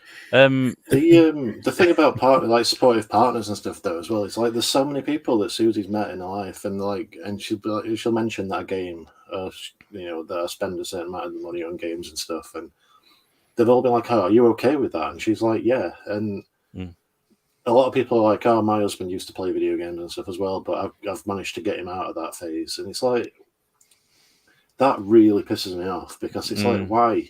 If somebody's like that, and you didn't want that, why did you get with them in the first place? It comes with a lot of baggage, doesn't it? It's not something that you could sort of, brush under the carpet and build a games room on the sly or something like that, is it really? So, goes around the house and sort of opens the door and all of a sudden there's this huge cabinets. Where did this come from? What have you been doing in your spare time? I've been building a games room, obviously. I just feel like if you get with your partner though and they're into gaming or whatever, like Susie likes she sits and watches crime programs all the time, or she's like really into cooking and food and stuff as well, and it's like she wants if she wants to spend a ton of money on a KitchenAid food mixer, that's fine by me, because that's what makes her happy. It's like if you're with somebody and they're passionate about something, you should. How our relationship works. And Susie shows an interest in what she sits and watches me play games. Sometimes I don't feel like gaming, and she badgers me into playing a game because she wants to see what happens next. Stuff like that. It's like she can. I'm trying to come up with an idea of a series of rants on my channel about stuff like this, but it's like she doesn't play games much, but I consider her a gamer because she's consumed so much gaming secondhand. She could talk your ear off about Metal Gear Solid or Yakuza or anything, and even though she's never picked up a controller while she's doing them, so it's like she's sort of shown the interest in everything like that, and it's like, and obviously look at the size. I mean, I've shown an interest in her cooking as well, so it's you've got to compromise with stuff like that. You have. It's basically anyway, I've derailed this enough, haven't I? That's all right. That's all right. So people sit there going, "Yeah, he's right." He's just got to get the balance right on it. Going back to putting items on shelves, look good like hunting. I love going out on the hunt so much. I feel to hunt on my shelves too. I love that. That's brilliant. Kieran says, "How do you organise Peter Jackson's King Kong, the official game of the movie?" Well, P, obviously. Yeah, that's. No, P. Okay. Kieran also says no remake, reimagining, or emulation will ever come close to opening original games and popping them into original consoles with original controllers. Reading through manuals and blowing into old carts to make them work, it's all a part of the experience. Philip says, I'm still looking to add to my PS1, 2, 3, 4, 5 GameCube and DS game collection. I'm trying to get a few more consoles in the future. Just a reference to you, Pete. Paul says it's when she wants to turn one of your rooms into a Dexter murder room you need to worry, Pete. She watching all those crime programs. Yeah. I don't think she's watched Dexter yet. We're on Death in Paradise at the minute, so it's if she says that she wants to go on a Caribbean holiday, I need to start worrying. You watch some rubbish, you really do. Sean, so what you're different because you got a lockup. Yeah. Obviously we know you haven't got the space where you are at the moment, but same question to you. Why do you feel the need to collect en masse? I've got a few angles at it actually. First is nostalgia. Obviously, I think back to the games that I had when I was younger on Spectrum, the Commodore. And like I said, the nostalgia of wanting to have those games back in my ownership. And I mean, a lot of time I do think I'd love to play that game again. I end up buying it just because on the shelves. But and I suppose that brings me on to another one, which is the satisfaction of seeing your game that you've always wanted, that you've it's been long lost and you've got it back in your collection and it's there. It's that nice sense of satisfaction that it's there. On the same lines, the satisfaction part of it is nice when you've got all the hit squads lined up and they look lovely. And it's the same way other subsets, there's some equally as nice. Not the alternative though, they're all over the place. But what is it? Oh, GBH. They're quite uniform. They're quite nice to look at. You've got the challenge of it as well. It's weird. As much as I love to get a full subset or whatever, the challenge of finding those games as well and getting them into your collection. There's fun in that. There's like I said, there's the challenge of doing that, and I suppose it's in the same thing, the achievement. Again, achieving that purchase from eBay, perhaps paying slightly over the odds to beat the other bidders, and you win it. Yeah, it's a great feeling. Well, not so much when money's going out of your bank, but definitely when it comes so close. I remember what he liked when he lost one by 50p the other week. Well, you're absolutely fuming, weren't you? Yeah. It was like sharing a WhatsApp chat with Godzilla. It was,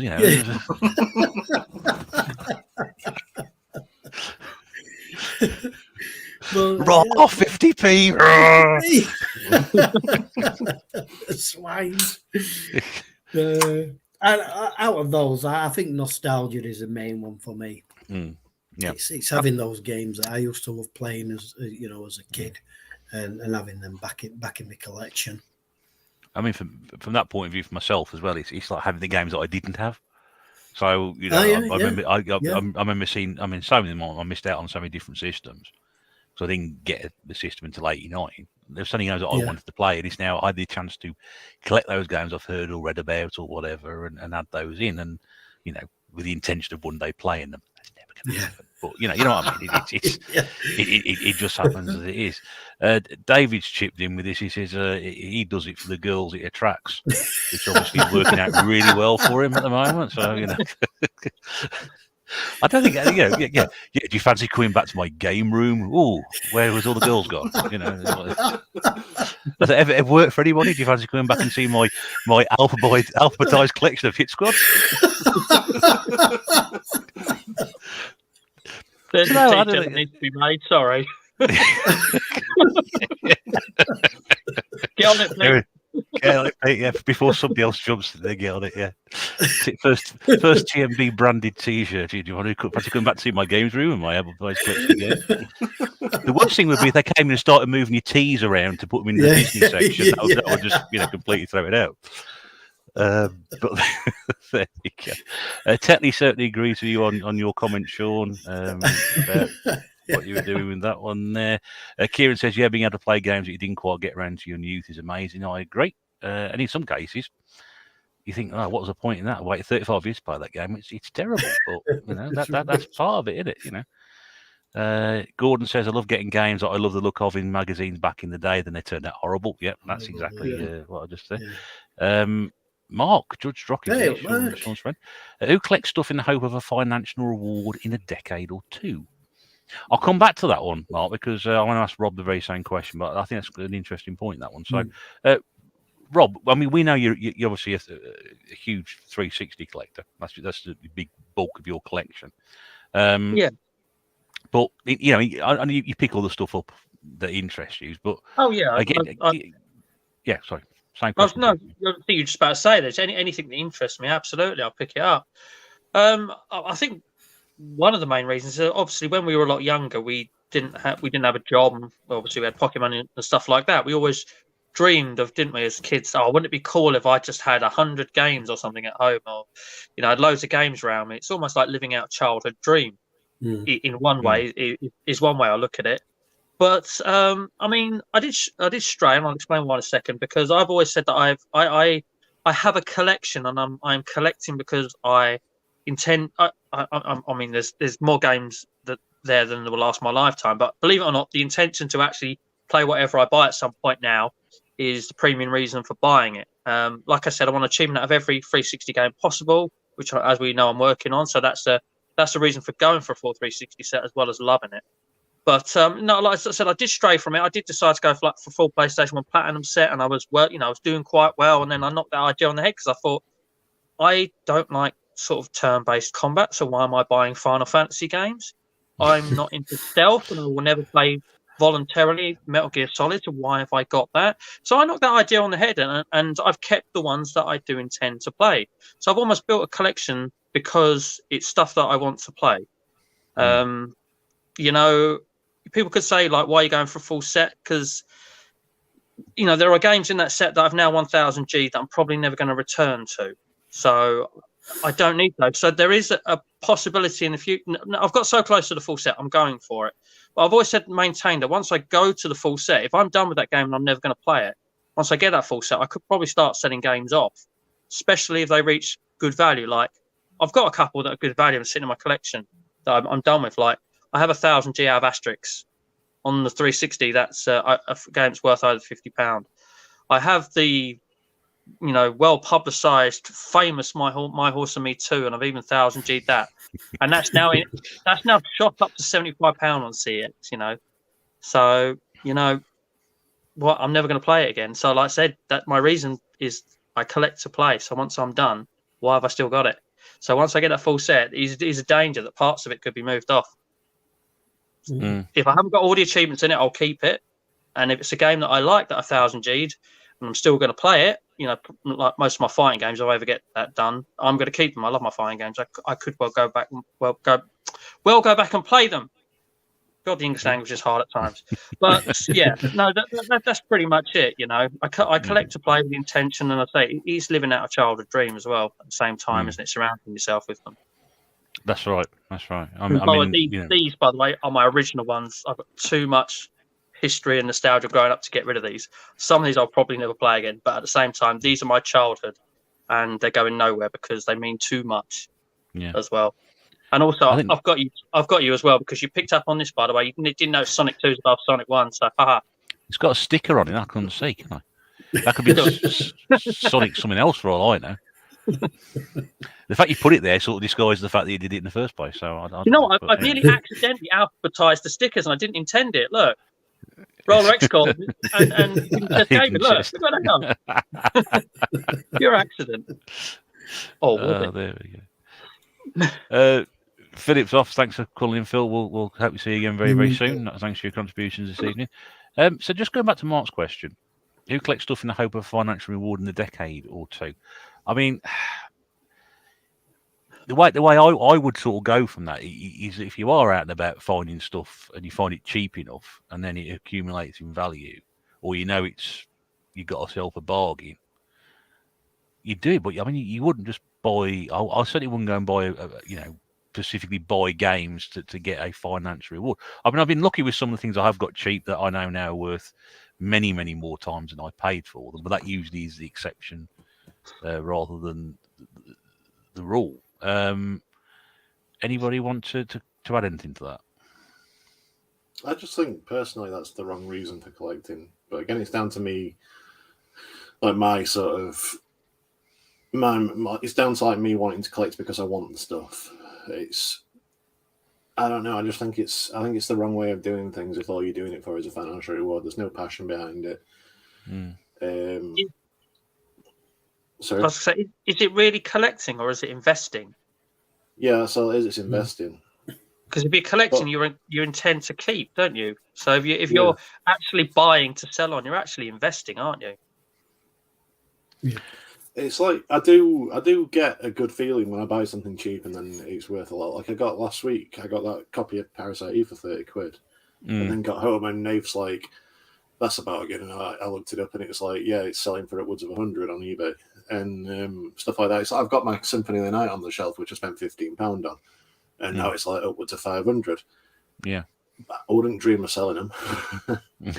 I've bought those things because I want them, but if needs be, if I fall into dire straits and I need money, then I would think about it. But I wouldn't, I'm not collecting for the reason of doing that, and I wouldn't. The thought of it wouldn't even cross my mind. No, I would certainly agree with that. I mean, that game you bought last Sunday, you didn't know. I mean, you probably knew it was worth more than what you paid for it. I would have guessed, but you wouldn't realise it. I didn't know what it was worth at all because you don't see American games out and about much, really. And I've got a Japanese copy a couple of years back because just to have one on my shelf because it's one of my favorite games. And I didn't. So I'd got the copy. I got the Japanese copy, which I only paid £10 for, and that was it out of my mind. Then I'd got it. I could play it in English through my PS3 or through my PlayStation Classic. I've got a physical copy, so it was out of my mind then. I wasn't thinking about it anymore until I actually saw it there on the table. So I wasn't aware that it was worth more than that until I picked it up. But it's just a nice surprise. I wonder how people like Eddie and that, who constantly know how much everything's worth. I don't understand how that kind of brain works. Because I can't keep that kind of information in my head. I don't remember things from one day to the next. I have the CX app on my phone, which I check things on occasionally. But I have no idea. You always mention it. You mention it to Eddie how much something's worth, and he'll just tell you straight off. So. You got anything to add to that, Sean? Or? Yeah, I mean, no, personally, I don't buy me games in the hope that, you know, I'm gonna see an investment in it. I mean, it would be nice, obviously, like you said, if sometimes you buy a game cheap and it does turn out to be worth a bit more, then, you know, that is nice. I mean, who's to say that, you know, maybe when I've retired and I've got too old to play games and collect games, maybe then maybe, you know, it's I will look at it as a financial reward. But a couple of years certainly time, at the moment.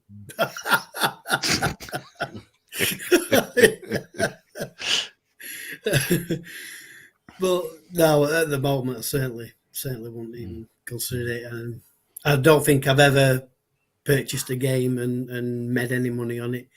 It's because most of the time you give it to me. Yeah. Half my collection has just been given to me by Sean. He'll want it back at some point, though. He'll send Martin. Yeah, he'll send Martin Kemp round to pick it up at some point. At one point, I thought Sean was trying to move in because he'd just turn up every couple of weeks with a box full of his stuff.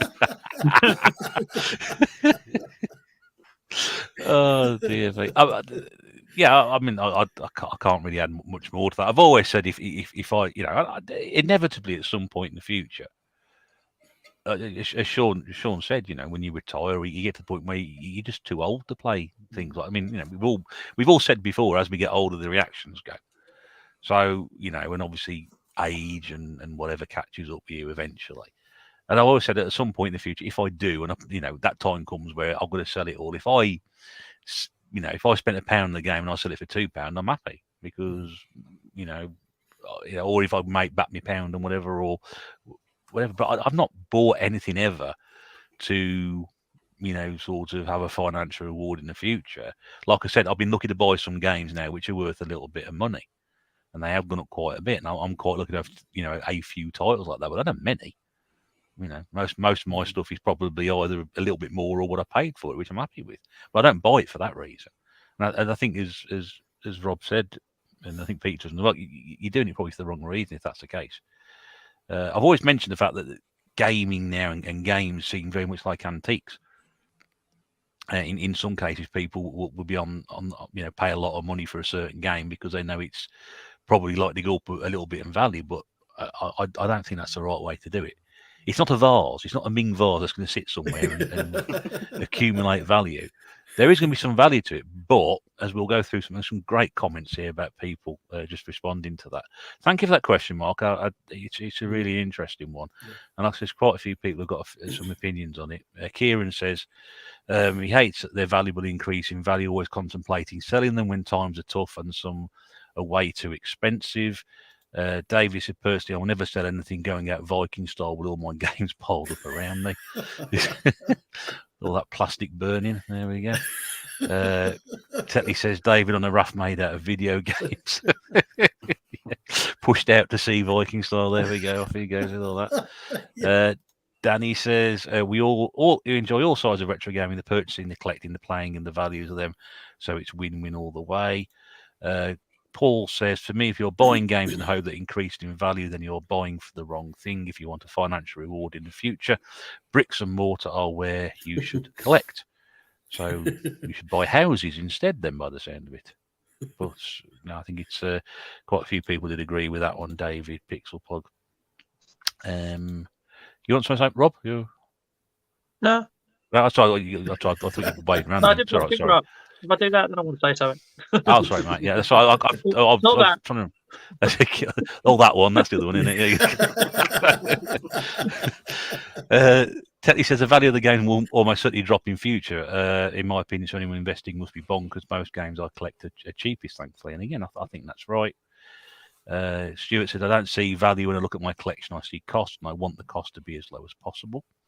And again, I think this goes back to, I mean, if you've got somebody you're with and you're putting all your money into video games and computer games or whatever, that you're not actually bankrupting yourself at the same time.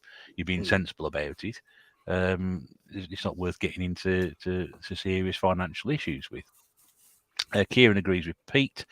I've run into a dilemma on my channel with the series I'm doing, and I'm not enjoying flipping for profit as it is. That's something I don't like doing that as well, flipping for profit. Yeah. I don't know. It just doesn't sit right with me. There's nothing inherently wrong with it. I have done it a couple of times, but it's just something that really doesn't sit well with me. But if that's how you have to finance your collection as well, then that's fine. A lot. I know, Rob. You find games which you can make a little bit of CEX credit with. Yeah, I mean, but I'm afraid I wouldn't have half the collection without flipping for CEX credit. See that as a fair game. I know a lot of people do it, and some people have had a lot of success with it. I mean, I've never been able to do it myself. The way I see it, if I leave a game on the shelf that's got a bit of value, that's got a bit of CX credit, because I suddenly think, oh no, it's morally wrong if I don't want to keep that game. The next person's just going to come along and do it, and ultimately, I'm using it to get a game I want by picking up a game I don't want. It's just it turns into a game I want, if you see what I mean. So I think anyone's nuts for being nice and leaving something behind if they want to do that. It's like I do though, like I've said in the past, like when I've been in CEX, if I want a game and there's like 3 copies of it, because I'm not bothered about the state of the case, I'll buy the shit case so somebody else can have the good one. It's like if I saw something on sale that was supposed to be like £3 and it's only £1 in a charity shop, and I don't want it. I'd rather somebody else gets it for £1 that does want it than me make £2 on it in a shop. That's just how I see it. Gordon says, can't be bothered selling things. My local CX has a really annoying lassie in there, and I can't be asked with her, and eBay is too much work. Kieran does agree with him on that one. Paul says he would rather sooner give stuff away than sell it, to be honest with you.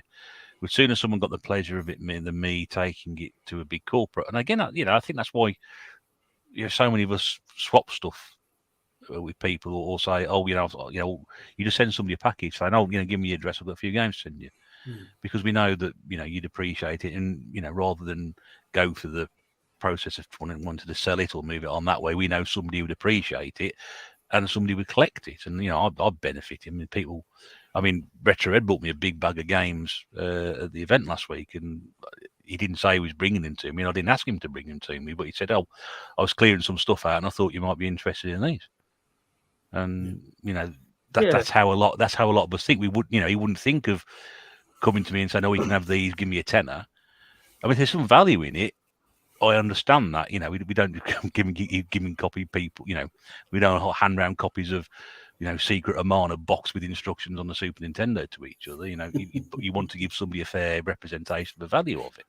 I just want to point out that Eddie gave me a box with instructions copy of Secret of Mana on the Super Nintendo. It's a Japanese one, but it's still good. There we go. Prove me wrong once again. I was going to say, just at the same time, obviously, it's sometimes it's not all about actually picking things up for trade. Like I shared with you guys, didn't I? 5 games I picked up recently in the group. And it ended up like one of them I thought, well, Sean might want straight away, so I asked him first, and then Martin, Geekmaster, and he's a UK gaming, ended up saying, how much do you want for that one? And I'm just like, Martin, I picked it up for 50p in a charity shop. Yeah, okay. It was originally to get £6 trading at CEX, but you want it in your collection, you're going to be happy with it. I'd rather you had it, so it's fine, And I'm always looking out for stuff for other people as well, and like. If I see a batch of 360 games, pictures to Ross, do you need any of these sort of thing, straight away, and just things like that. Everyone's got eyes sort of looking for other people at the same time, and it's fantastic. I know Gordon is, again, ridiculously generous, Gordon, is always sending pictures out and going, "Oh, does anyone need any of these?" And a lot of the time, not taking anything for it. I will give you something one day for it. But it's just fantastic. I mean, we do. I do flip to make, but not flip really. I pick up to make CX credit. I'm like, I hate using eBay. I'll pick some stuff up for eBay that aren't gaming related, and they're still sitting there because I can't be asked to list it. But any games I pick up, I've never bought. I can't bother eBay with that. So yeah, it's always CX credit with me. If I can get some CX credit and help add to the collection, I'll do it. If not, if someone else says I want it, then don't worry about it. You can have it. It's fine. Eddie says he has unhealthy obsessions. I'm presuming he's still talking about gaming, but we'll go with that one.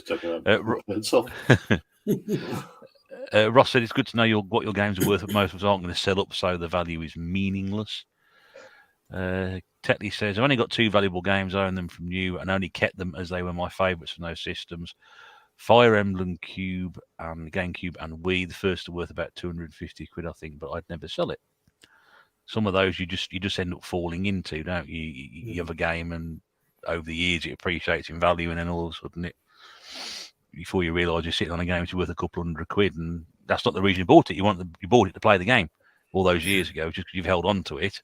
Now it's worth the money. So, like you said, Pete, about Symphony of the Night, it cost you 15 quid, and I'd never say never, because for me it's it could financially help you if you get stuck. I have sold. I did have a Mega Tarragon, and I did let it go because I was struggling one, and I needed to pay the bills for it. Some pandemic problem, they called it, and then ended up moving it on. That's right. That's what I'd said though. It's like fair enough if you need to for some kind of reason, then definitely do so. But the thought of buying just to sell it's wrong to me. Yeah, I mean, I know that if I got in that situation, that the first thing would, I'd look around everywhere, and the first thing that would go would be this. I mean, I'm attached to it. It would be a real wrench, but what's more important? Yeah, life comes. I need to sit on something to come home in the evening. I need to sleep on something. So, I need to eat. So, what's expendable? Sleep on a pile of Wii games.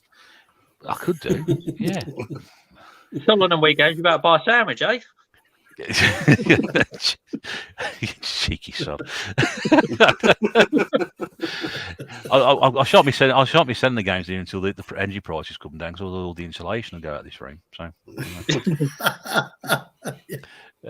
Eddie says, I bought everything to keep, but this year it's helping me create a more solid future. After that settled down, I'm sure I'll be buying it all back. Yeah. No, again, we know there's a couple of people in the community. I know he ain't using that word, but who are selling their collections, but they're selling them for the reason to put money into something else, which is going to be give them a sound future. And again, if those games are worth that, and that opportunity is there to do it, then it seems like the right time to do it, especially at the moment. And I don't see anything wrong in doing that if he's building a better future, as Eddie says. I think that's a very, very sound thing to do. If that's what is important and needed in life for you to do, that's what you would do. Same thing if you ran into, as Rob said, and unfortunately Rob had to let Mega Turrican go because he had to be in a position to sell it. I mean, was that a no-brainer, Rob? I mean, I know it's a difficult time. But No, it was a wrench, but then I decided I needed water, in the flat, so it had to go. Yeah. It wasn't a case of like I would rather keep that and sell that and that and that and that and that. I was like, one thing goes, money comes in, bill gets paid, job done. Needs must. Yeah. Especially. Has anybody? Sorry, mate. Has anybody actually done that where you've sold something and then a while after realised actually I want it back, not to buy it back? Yeah. No, I never bought it back because the price was too much for me now. Anyway. I sold something and I needed to sell it at the time, and I got a very, very good price for it. And it's a lot cheaper to get back now than it was back then, but I won't pay it for it now. Because the reason I sold in the first place was I had it and I didn't actually do anything with it. It was just gathering dust. So I regret selling it. But if I bought it back, it would just do exactly the same thing all these years later. Up until I started working full time when I was about 18, 19, I used to trade everything. So a lot of like the collecting that I've been doing is rebuying stuff that I had back then. Yeah. I think a lot of us used to do that, wasn't it? It was all about selling one game to get the next game. I certainly did that in the PS1 era when I was still at school. A lot of the times I sold a game to buy another game. But as soon as I had like the disposable income to basically buy what I wanted gaming wise, that was it. Then I've probably marked that down as the time when I started collecting, because it was just the time when I stopped getting rid of stuff. But we're talking like Mega Drive, PS1, and a bit into the PS2 lifespan. Before that, I traded everything when I finished with it. Traded it for the next thing. Don't skip past that comment, pound in the jar, you. I'm not. I'm saying hello to Jangir, because he always comes in and says hello. So, good evening, Jangir. I hope you're very well. I'm not going to skip past it, because when I went out like that with my finger, and I'm not doing it again to another parent chuck in, goes in the swear jar for next year's bonus. And I'd say that's one off the bucket list. I made fair swear and put something in the jar. Get in there. Yeah, there you go. Probably worth 2. There we go. I don't want to rat you out, but you did an F1 before we started as well. Before we started. Doesn't count. Not unless the cameras are rolling. Gordon likes flipping too, as long as that annoying girl isn't on shift. Duncan's building up a large brick collection.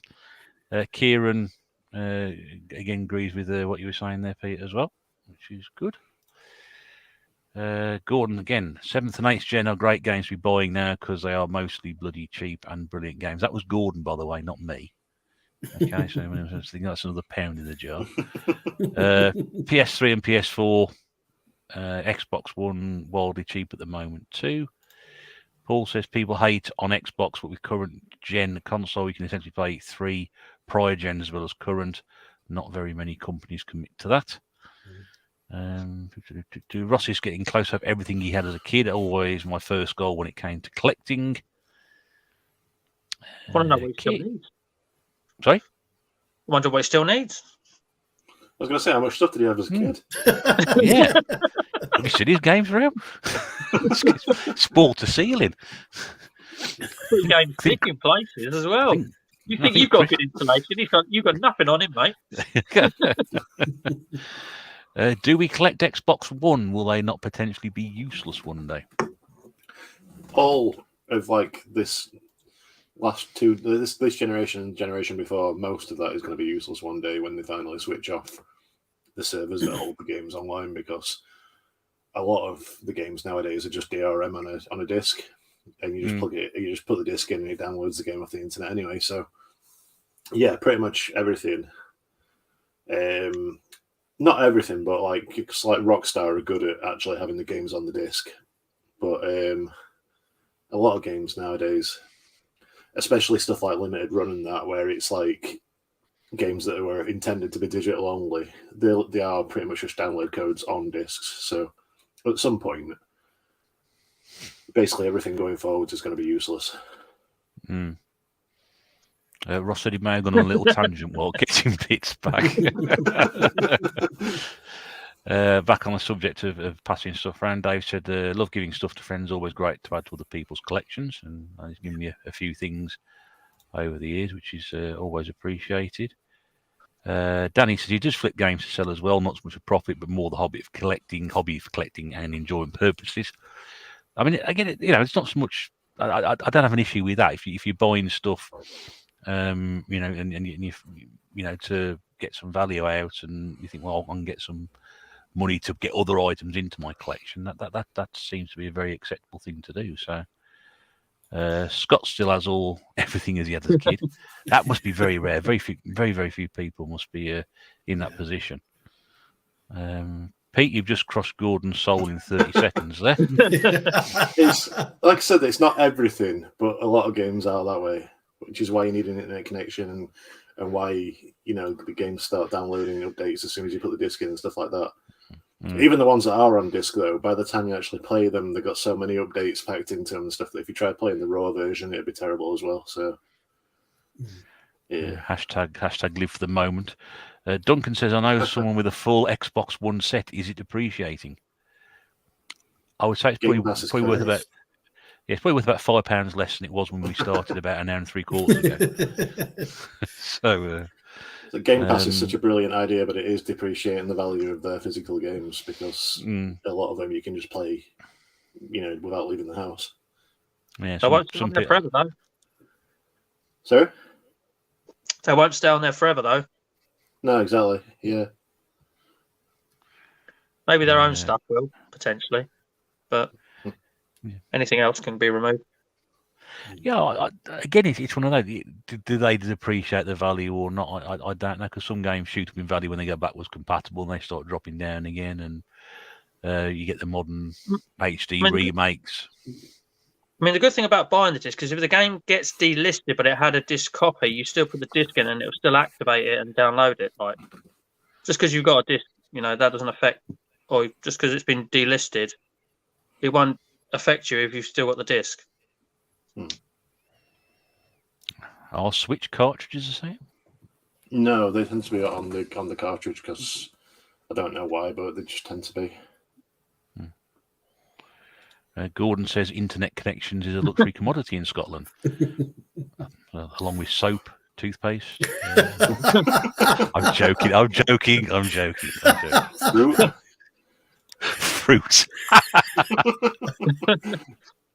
The size of the sun. Oh dear, there you go. Sunlight.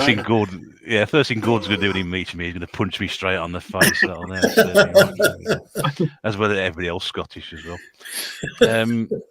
Right, sorry about that. Right, so to finish off then, why do we? Why do you? Whatever.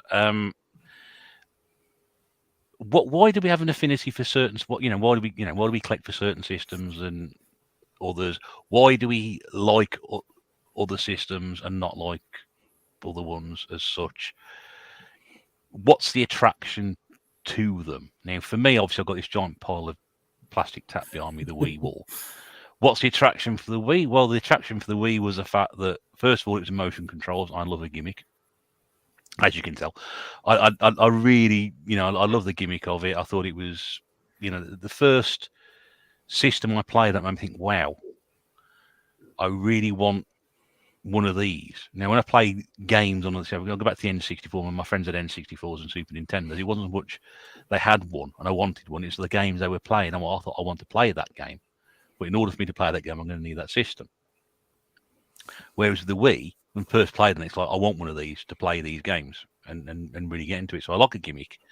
And also the other attraction for me in the world is the fact that why I like it so much. And well, that's not my favourite system ever, but it is what I'm associated with, is that the games were so incredibly cheap to pick up and build a collection from. So for me, it's a no-brainer. I could have a system and a shed load of games for it. Why don't I like the Saturn? Because I just don't like. I don't know. I just don't feel any affinity to it. I don't feel as if I'm connected to it in any way, shape, or form. It's a system I mentioned the most I dislike, but I just don't have any connection with it that other people do. And if they do, great. I have no problem at all. I mean, it's not, I'm not going to fall out over it, but I just don't. I can't get on with it. It's really weird. I don't know why I can't get on with it. So we'll start with Sean. What about you? I mean, why do you get attracted to certain systems? Why do you not like other systems as much? It's a bit weird actually, because I've always tended to side with, I suppose, one side or another. In a way, I'm a bit like a football fan. I tend to choose one side and stick with it. So, from like the ZX Spectrum and the Commodore. Originally, I was a Spectrum owner, but then I moved on to the Commodore. And yeah, I got caught up with the 8-bit battles, and I tended to side with Commodore. And then it's progressed from that onto Sega and Nintendo. I mean, I didn't really know anything about Nintendo back then. I were all Sega, especially the Master System. But even though I never really had a fondness for the Mega Drive, it's that siding with Sega. And and as Sega and Nintendo had their battles, again, in human nature, I tended to take one side. So, you know, I had a tendency then to stick with Sega, and it's progressed even further through Sony and the PlayStations. Again, I started off with a PlayStation 1. It wasn't until PS2 wanted the Xbox entered the foray, and yeah, again, it's the human nature in me stuck with PlayStation. I've done that up to now, but I have started to take on board other consoles, and it's Paul Northerner that's moved me on to the Xbox. I've got my Xbox here to run some COD games. So as I'm getting older, that fanboyism's waning a little bit. Yeah, that's what it is. It's fanboyism, really. Through mine, that's why I've stuck with certain consoles. Just want to apologise to my Scottish friends about my comments. Gordon's still seething over that comment. You're lucky I'm a hermit. I was only joking, guys. You know I don't mean that. It's just Stuart's are going to go at Sean about his pronunciation of Sega as opposed to Sega. Let's get them pixel. There we go. On the way down. Just want to point out that we don't all say Sega in England. It's just Sean. yeah, just him. Yeah.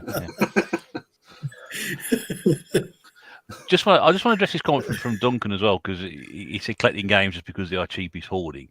Obviously, in reference to my, buying cheap Wii games. At the time, I didn't have a lot of, when I started collecting Wii, I haven't got the disposable income I have now. And I was very much on a budget, and the Wii fell within that budget. Now, yes, I can see the point there, as I didn't need to go out every weekend as I was doing and buying 30 Wii games for like 15 quid. I didn't need to do that. But I was also trying to illustrate at the time that it was possible to build a game collection for a system without having to spend a lot of money. And granted, yes, it is hoarding because, a lot of them have never been played and possibly never will get played. And over the years, I've stopped doing that. I'll say certainly probably since pandemic in 2020, when we were all told to stay at home, not going out meant I curbed that, and I've got out the habit of doing it now. I only really buy anything that I want to buy.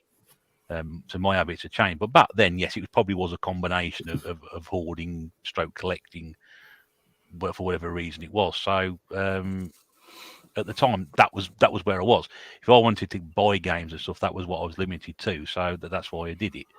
But I agree, I probably did need to buy them in sort of great chunks as I did.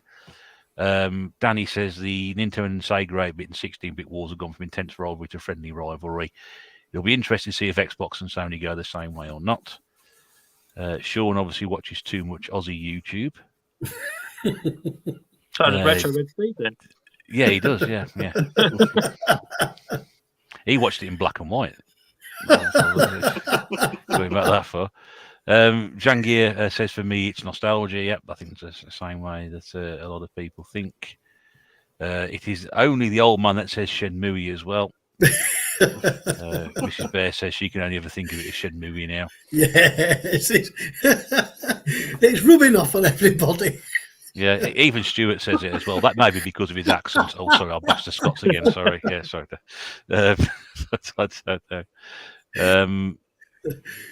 Gordon says, in again, response to Duncan's comments, yes and no. I have a completely unlimited target to play what I get. Is that possible? Probably not, but it's nice to have a plethora of games as an option. It's always nice to have the option there, but you always find yourself skimming over the same ones. So if you skim over it more than, I'd say, 5 times, you're never going to end up playing it. You'd have to sort of have some really sort of stringent rules that I must play every game starting with A in order. And then you make yourself play it so that it does get done. Gordon says, I'm sure hoarding is a phase most YouTubers go through, me included. I think we all do it. Yeah. And some people hoard expensive games as well. Very true. Rob. I mean, we know you're a 360 collector, but obviously, I was just going to say something about Shenmue. Honestly, every time I see that game, I think of it as well, mate. I think you might create your own Mandela effect with the whole world eventually. Just because they can't believe it. It'd be fucking brilliant, wouldn't it? The thing is, though, the other half of people will call it Shenmue, and when they actually finally say it in game, which is right at the end of Shenmue 2, they say Shenmue. That blew my mind. Because no one says Shenmue. I've been saying Ryu for years, by the way, and I still say Ryu when I talk about him. But if you listen to the game, it says Ryu wins. Ryu, yeah. So it's actually Ryu if you listen to the game. And Mario is actually Mario because he says it's to me a Mario. It's not Mario. That's just American pronunciations, though, isn't it? Well, the end of the world will come. There are two people.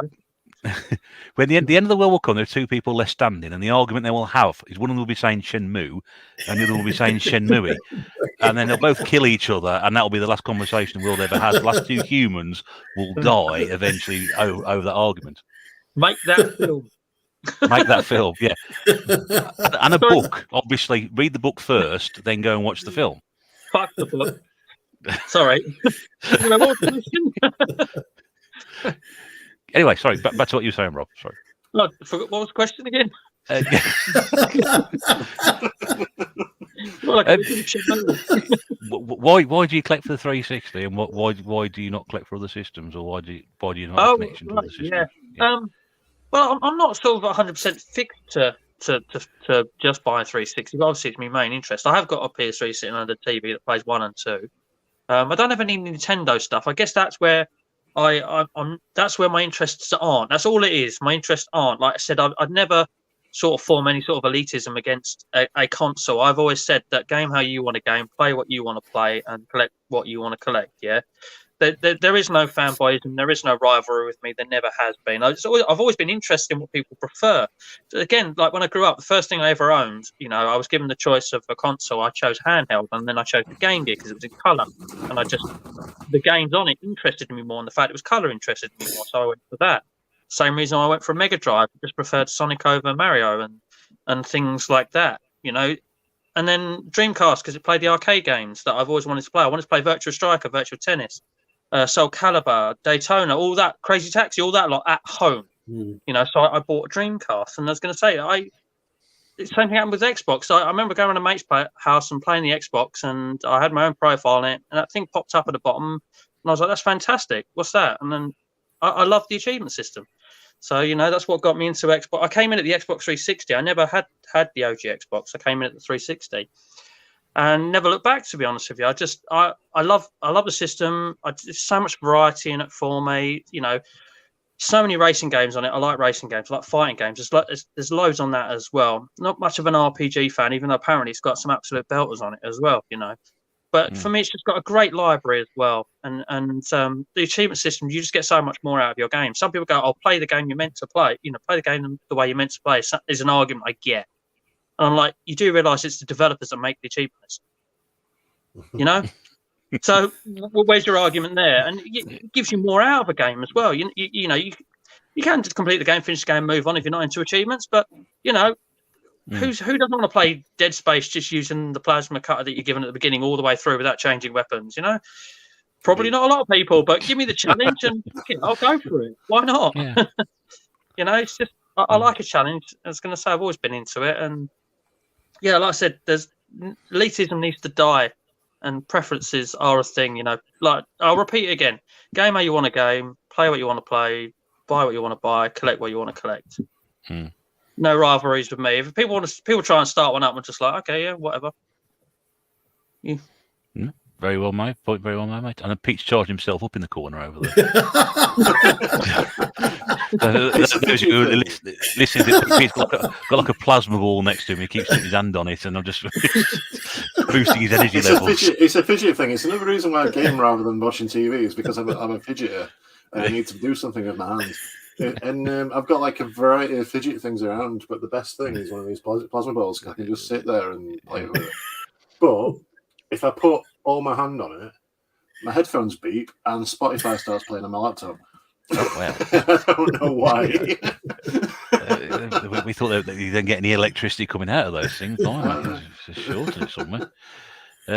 Before we come to you, Pete, to finish off with, David said, I wouldn't class myself as a hoarder. I've always seen my room as a gaming museum, a museum where visitors aren't welcome and nobody's allowed to touch anything. I need to get these two comments the right way around. Eddie says, I came and I touched, as opposed to I touched and I came. I could have done it the other way around. Claire said it's important to fill shelves from top to bottom to stop dust settling. That's going to be the case around here. Pete Gordon said thought you were smoking, but it's one of those plasma balls. In response to your comment, Rob, Paul said it's best advice anyone can ever give. Well done, Flick that That's one. Happens every now and again. Yeah. Kieran's off. Thanks for Kieran. Thanks for popping in, mate. Good to see you here. Take care of David says Russ and Sean are collecting hit squads now. They'll both be unhappy as me. So we'd never be that unhappy. No, we'll never be that unhappy. Right then, Pete. To finish off, your thoughts on that one.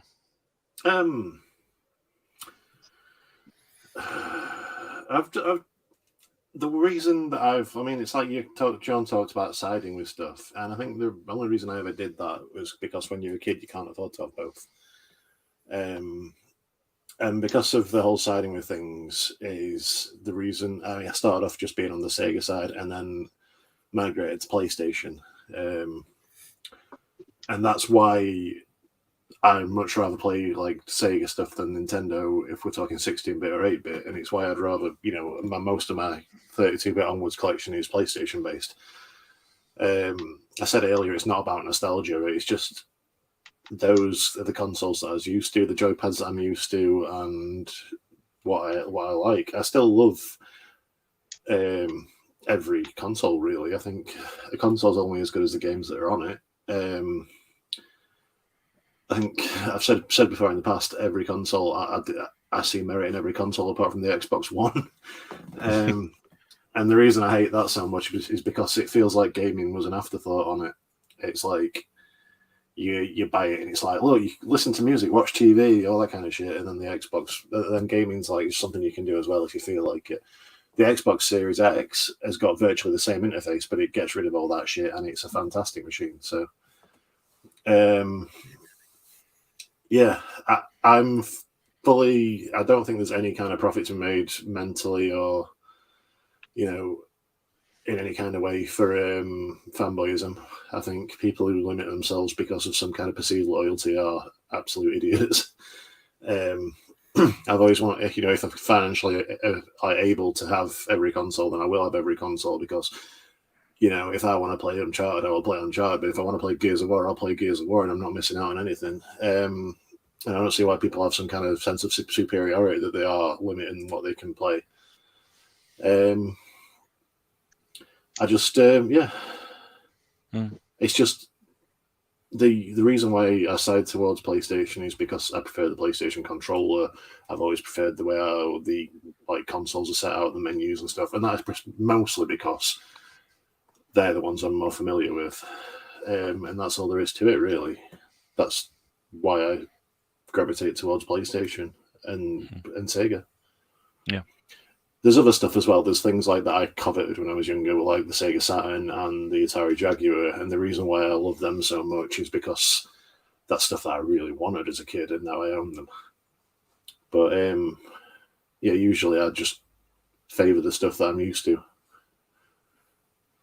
No, that's fair enough. I mean, it's as good as argument as any. If you just what you stick with what you enjoy most, and that's why people follow the systems all the way through. People will gravitate towards PlayStation more than Xbox because of they always have done, and they will always stay that way. So it is one of those, which is an interesting point to finish on, and I think certainly a subject, an area which quite a few of us will relate to or not. Trevor's here, turned up late, just as we're finishing.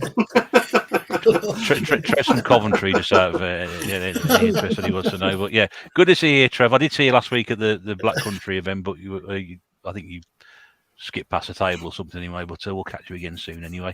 We've gone past the 2 hours. Yeah, Trev was there. I know. He was standing right next to you at one point. Really? Yeah. I saw him standing at Eddie's table next to us, and I thought, oh, there's Trevor over there. He'll be along in a minute. So anyway, there we go. We've gone past the 2 hours, so I'm going to wrap this up fairly quickly, guys. Thanks very much again for coming on and giving up your time, and it's always appreciated. And I know it was a bit of a rush tonight, but we all managed to get it sorted out. But thanks very much for coming on again, and we'll see you all very, very soon. And if you'd like to give everybody a wave off, and I'll drop you all backstage, and we'll see you all again soon. There they go. Pete's going to go and charge himself up in the meantime, his plasma ball.